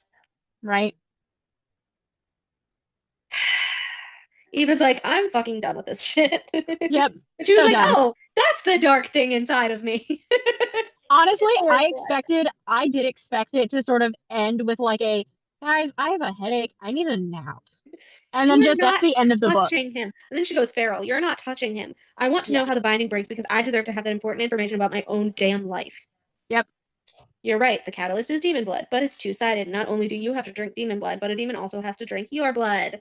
There we go. A blood swap going both ways. I assumed you'd be safe because what were the odds you'd go around swapping blood with people? I mean, he has a point. He has a point, but these aren't exactly people, are they? And she's like, actually, you may have had a little. Don't say it. I haven't. I would remember if I did, not if you were unconscious. Yep. Ash pinned Ramen Bell with a glare. I will kill you both. It's not their The fault. one time he's truly like mad at them. The binding is broken. Put it back, Ash snapped. I can't. Why not? It's a once in a lifetime spell. Of course. Then do a different one. There is no other one. You Eva have will to spend her create life that being one. hunted. Yeah. I would Yeah. never use her that way. Ugh, you will not harm Asmodeus. He is mine. Ooh, she came out full fucking Ooh. in there. Yeah. The dark fury built. It was like Yep. a river about to launch into an unstoppable waterfall. He was hers. She was sick of telling Dan, ouch, first name basis, sick of telling Dan not to kill Asmodeus. He was hers. You will not touch him. It was her turn to have a go at the whole super loud preternatural shouting thing. The dark force built with hearty strength, and she let it consume her. She felt powerful, limitless. You will not harm Asmodeus. He is mine. Everyone God, I stared love at her, her. except Belial, who looked delighted. Probably Oh, because for for once he sure. wasn't having the temper tantrum. He's mine! Oof. Oof. I did Eva, expect her to snap just rip out of it! Dan's head off. And she's like, you're mine, you're mine. I will eviscerate anyone who touches you. He was so Oh. sexy when he talked like that. Yeah. Holy shit, someone said. Because he was in his full demon form. Yep. Dan's like, I see your powers have awoken. Right? Like, yes, bud. And then Yeah. she healed Ash. And Oh, you fully healed me. And Yeah, as if true love doesn't work. Yeah. You can never use your power that way again. It's against the rules. They're like, buddy. You're Buddy, demons. You're supposed to break the you rules. created her. Buddy. Yeah. So You're the reason this happened. Yeah. Yeah, she's like, you offer me protection and teach me how to use whatever powers I can to protect myself. In exchange, I'll give you my fancy blood and keep you hidden. Ash is like, no. And she's like, yeah. I love you. I love you. Blah, blah, blah, blah, blah. Yep. Stan looks like Skip a all young little that green alien that just intimacy. landed in front of him and made a crop circle. Jackie was smiling. Yep. And that is their relationship summed up in one fucking sentence. Yep. Yeah. And then he starts to pass out again. And he's like, love you. And then he does pass out. Yep. Hey, at least he said he loved her again. Yeah. And then Dan is like, it's sad because Dan's just like, yeah, I fucked up and I'll give you space and shit like that. But like, Yeah. also her middle name being Ariel is so cute. It's adorable. I love you, Evangeline Ariel Gregory. Music to my ears. Also, oh my gosh, Aurora used two different Disney references with that. Evangeline is the star that Ray and Princess of the Frog sings to, and then Ariel. Oh my God, she chose and two Ash different is musical red. references. Like Ariel's hair is red. Yeah, dude, she chose musical references for this. Do you have I any fancy names? love And then her. he's like Asmodeus, Ashmedai, Asmodai, Asmodeus, Hashmedai, Kashmedai, Hamadai, Shamdon, Shinadai, and a few more that I can't remember right now. Oh my God, you asked. Yeah. I think I'll stick with Ash.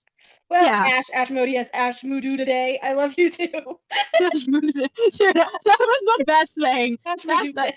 That's where I got my little mispronunciation stuff back. It was so nice. Today. It's just so funny. Yeah, Eva was so angry at her dad, she wanted to scream. And then there's just family issues. And then Meth is alive, and Meth dodged Belle's reaching arms and darted around the outside of the circle. He swept up Jackie into a hug, lifting her effortlessly with those ripped tattooed arms and spun her around in a circle. Bye, Jax! Thanks for crying over my lifeless body! He's so cute. Oh, Don't be a makes me dick. I tear was up being again. serious. No one's ever cried over me before.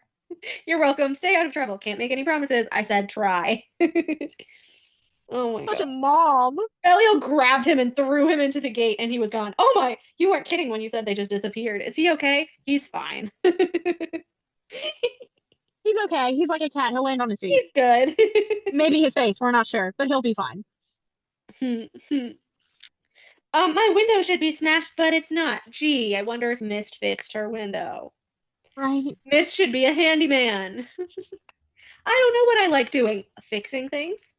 Carpentry, Yeah. glass work. Glass work. Take your pick, buddy. Like, you just anything we with your still hands. are waiting to see what his hobby is gonna be. Yeah. He's like, oh wow, shit. He's gone. Woodworking. It's not a hobby. It's just work. This is gone. Yeah. Oh, and then he shows up again, and he's like, no, he wasn't. He was literally just fucking slumming in the apartment. Yeah. It says his black hair was mussed from sleep, hanging in big strands on his face and over his chest, a few sticking straight up. His whip-like tail waved steadily, as if it had a mind of its own. You escaped. Why are you still here? I decided to take a vacate. Nephilim! It's like squirrel! Yeah. He's literally like Doug from Up. Up. So funny. Yeah, and then Mist is like negotiating with them, obviously, leads into Mist's book where he's like, okay, I won't tell you, but you guys have to tell me how to get a girlfriend, because he's like, pet. I want a human pet girl. And they're like, they're not pets. He's like, girlfriend, Yes, they pet, are. girlfriend, whatever. The term isn't important. He was Friend like, of female gender. He just wants a companion. He doesn't really see the difference. Yeah. You're going to lie? Miss nodded. Your track record is infallible. They will buy it because of my infallible record. I was gonna say, he could lie. How do y'all know that he hasn't before? I know. How do you know he's just never been caught? Like, I mean, Ellie ghosts, they don't know about that yet. exactly. Yeah. He's been lying, but because he follows then- every other rule, Then they do a blood contract with him, which I don't blame them, honestly. right? Because Miss Better was safe kind than of a sorry. dick at first. Yeah. He was a dick at first. Yeah. And then Meth's like, wow, nice tats. And then Belle's like, they're not tattoos, they're brands. And then Miss gets really like defensive, obviously. Yep. You forgot to disappear your tail. Because he's trying to form his human body. He frowned, closing his eyes. His skin became gray once again, but his tail vanished. And now your skin. He growled. This is difficult. Yeah. Well, Rome wasn't built in a day. You'll just have to practice. Roman. Rome. We can hang out at Eva's place whenever we want. Rom's golden eyes were twinkling. You just want her cat. Yeah, I just want a pet. And then Ash moves into Eva's place and they fuck on the piano again. And Those then, damn piano fantasies. then the other ones move in and they get a 4-bedroom apartment Yep. upstairs from Eva in this apartment complex. Now they have superior hearing, so I'm assuming they are hearing Yeah. everything that Ash and Eva are doing. To be fair, there is that little like spell sigil thing that keeps out noises. So, or You know what? I keeps forgot in- about that. Keeps in Yeah, noises. keeps in noises. Yeah. They can hear what's happening I love that outside. in books when they're like they put up this sound barrier. I was like, the fuck they did? Of course. Yeah. they did. That way Well- there is no, oh, I can't be loud because of my name. I don't give a shit. I mean, there What do you is a do part with in neighbors? there's a bunch of parts in Meth's book where he's like, I don't give a fuck if they hear us. He doesn't give That's a fuck. hot. He That doesn't is give a fuck. hot. And Iris is too far gone. She doesn't give a fuck either. I think that's going to be my favorite couple. I know they are. Yeah, so then Eva's already calling them and she's like, you have my blessing to move into my apartment building. Not that you care. First of all, I want to be one of these people who just live in their apartment complex. Yeah, just like, what the fuck is going on? Can we just get a little novella of this random Of a girl, bystander. like this Yeah. random girl that lives in their apartment complex, seeing these like 6-7 foot tall guys roaming around, like going to the Honestly, vending machines and I want it to be using the similar to gym. like the girl in the window type thing where she's just like watching. She's like, "Did I call the cops? This is really suspicious. What the Just fuck?" these 7 foot tall men in the complex gym. And then suddenly, is like one day, like there's just a gaping hole in like the ground or whatever, and then like an hour later, did I hallucinate? Like, I really need some bystanders. Just a novella of like 3 different bystanders. It'd be Yep. so funny. Like one of them is a girl, one of them's a guy, one of them's a Yeah. little kid. Yeah, it would be so funny. Oh. Or it would be even funnier if like she was like, "What is this?" and then literally gets sucked into like the Hellgate. Into hell. Yeah. And it's like, but humans can't go through a Hellgate, but it's just never explained why she could go through a Hellgate. Right? Just get sucked in, and then like there's all these theories and stuff, and it's like, well, maybe she is like in some other demon romance novels where she is in hell and is someone's girly friend down there. Or maybe she was a demon herself, and her punishment was to be bound into a human form on Earth and forget her past life. Like, and never have a sex life. Because as we now see, demons really like having sex. no, it would be so funny if like this random person had like this husband, like if she just got married and they're like, let's Yeah. have a kid, and she's like, why am I not being able to get pregnant? And they're just like, your blood is weird at the doctor, and then they have to do more damage control. Right? And just like, oh, another one got it out. seemed like a pretty good curse at the time, but then we made her forget who she was. And so then she tried to have a normal life, and now it's not really a punishment anymore. Now Yes, it's we're more taking punishment you for back. us. No, and it'd be so funny if just suddenly like there's like a Hellgate behind her, and then just demon arms reach out like the cane sort of thing, and they're just like, we're just gonna take you back. Yeah. And they don't do damage control to be And her like, husband's just like, what the fuck just happened? yeah, so now there's more loose ends, and because this is really gearing up to be something that just has a lot of loose ends that people forget to tie. And it's gonna be so funny. And then just like 10 years after the series ends, there's just a book with all the loose ends tied up. Just a random like my demon ending with the fans like that. Like if I was Aurora, I would totally do definitely. You need to do that. You need to write some kind of like just goofy ass book like that. I actually like this was like a meme, but I thought it would be so hilarious to do. But like if you wrote a book or a series and then there's like this one really important book that ends the series and you write multiple ending versions. And so everyone in the fandom is just fighting over what's canon and what isn't canon. And you so see you how want to long be it takes them to realize there's like 5 different endings spread out there in the world. Your worst enemy is what I'm hearing, because you're going to be trying to figure it all out, and then you're going to buy like hundreds of books. Oh my gosh. I would totally do that. Like I feel like that's something I would do. I don't think if I was trad published, they would let me, but it would be really funny. I mean this in the nicest way possible. If you ever do that, I am not buying your books. You wouldn't know. You wouldn't know. That's the thing. Every single book back to you and say, give me my money. Give me the money I have spent. Except see, you like would buy the book and you would get the ending that you get, and you wouldn't know that there were other endings. Yeah, well, that's the thing. That's like those choose your own ending novels. I read a bunch of those as a kid, but it's like you end a chapter and it says, okay, now go to like book 2, chapter 7, and you continue on a path like that. You die and all this other stuff, but the endings are within like the middle of some of the books. Yeah, there is no, you get the final book like Tog, and then suddenly there's 4 different versions of that final book. Yeah, just because I want to see like how long it would take my readers to figure it out. It would be very cool to figure out the statistics for. I would enjoy figuring out the statistics for that sort of thing. Final rating on the book. Book 1, final rating. If I'm doing stars, it's a 4 out of 5 because I have very few 5-star books, and those were like really good. Like with mysteries, if I rate something 5 stars, it was out of the fucking. It was like 4.5 for me, only because it was a 5, and I did 4.5 after just because I liked Mist. It's also better. Yeah. I can't go higher than just 4 because it is only the first book. The first book. Now, if it was like a later book, you're gonna post prologue novella, that sort of thing, like, I'd understand. Like, I could rate it a 5 because like we have a lot more foundation and I have a lot more other stuff to relate it to. I can't wait. Yes, I am. Mist and yes, I'm books, definitely. I'm going to send you voice notes where I'm basically screaming.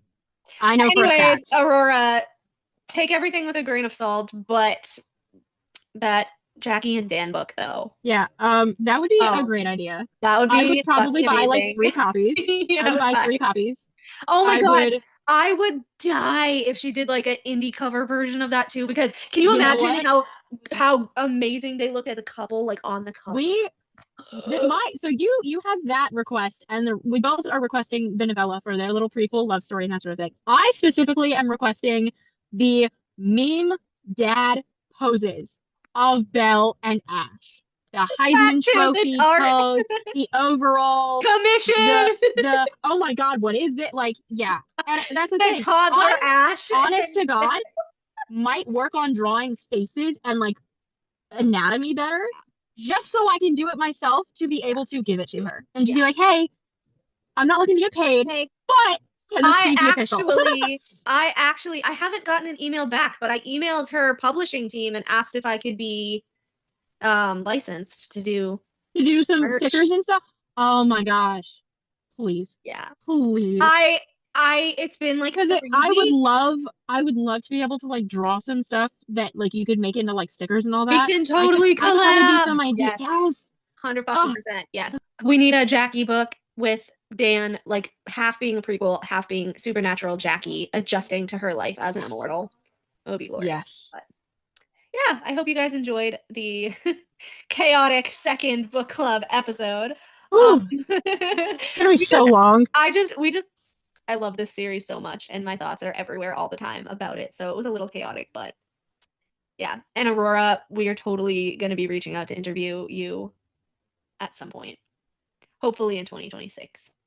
And I'm also going to be fangirling over the next like year I know. or longer and working on drawing these characters because Right? god damn. They're so perfect. And they're demons, which makes that hilarious to say. I know. They're cinnamon roll demons. I think that's how I described it to you when I recommended it. I was like, they're just cinnamon roll demons. But this is definitely becoming my favorite demon romance series. Not that I really had much of a favorite, but this is definitely like #1 pick. I will reread this book in the future. My second is, which used to be my first, but this only won because they're cinnamon rolls. But my second is Kingdom of the Wicked. I fucking love that series. I'm obsessed. Haven't read that one yet. Oh my God. Look at that. You're adding more books to my list. The first trilogy is really good. The spin-offs with the other brothers, like the other princes, which is very much like this, phenomenal. Why is it that you always recommend for me to read multi-book series? It's not just there's only like 2 or 3 books. It's so there's 3, but then there's also like 7 total. There's 5 so far, and the 6th will be out in February.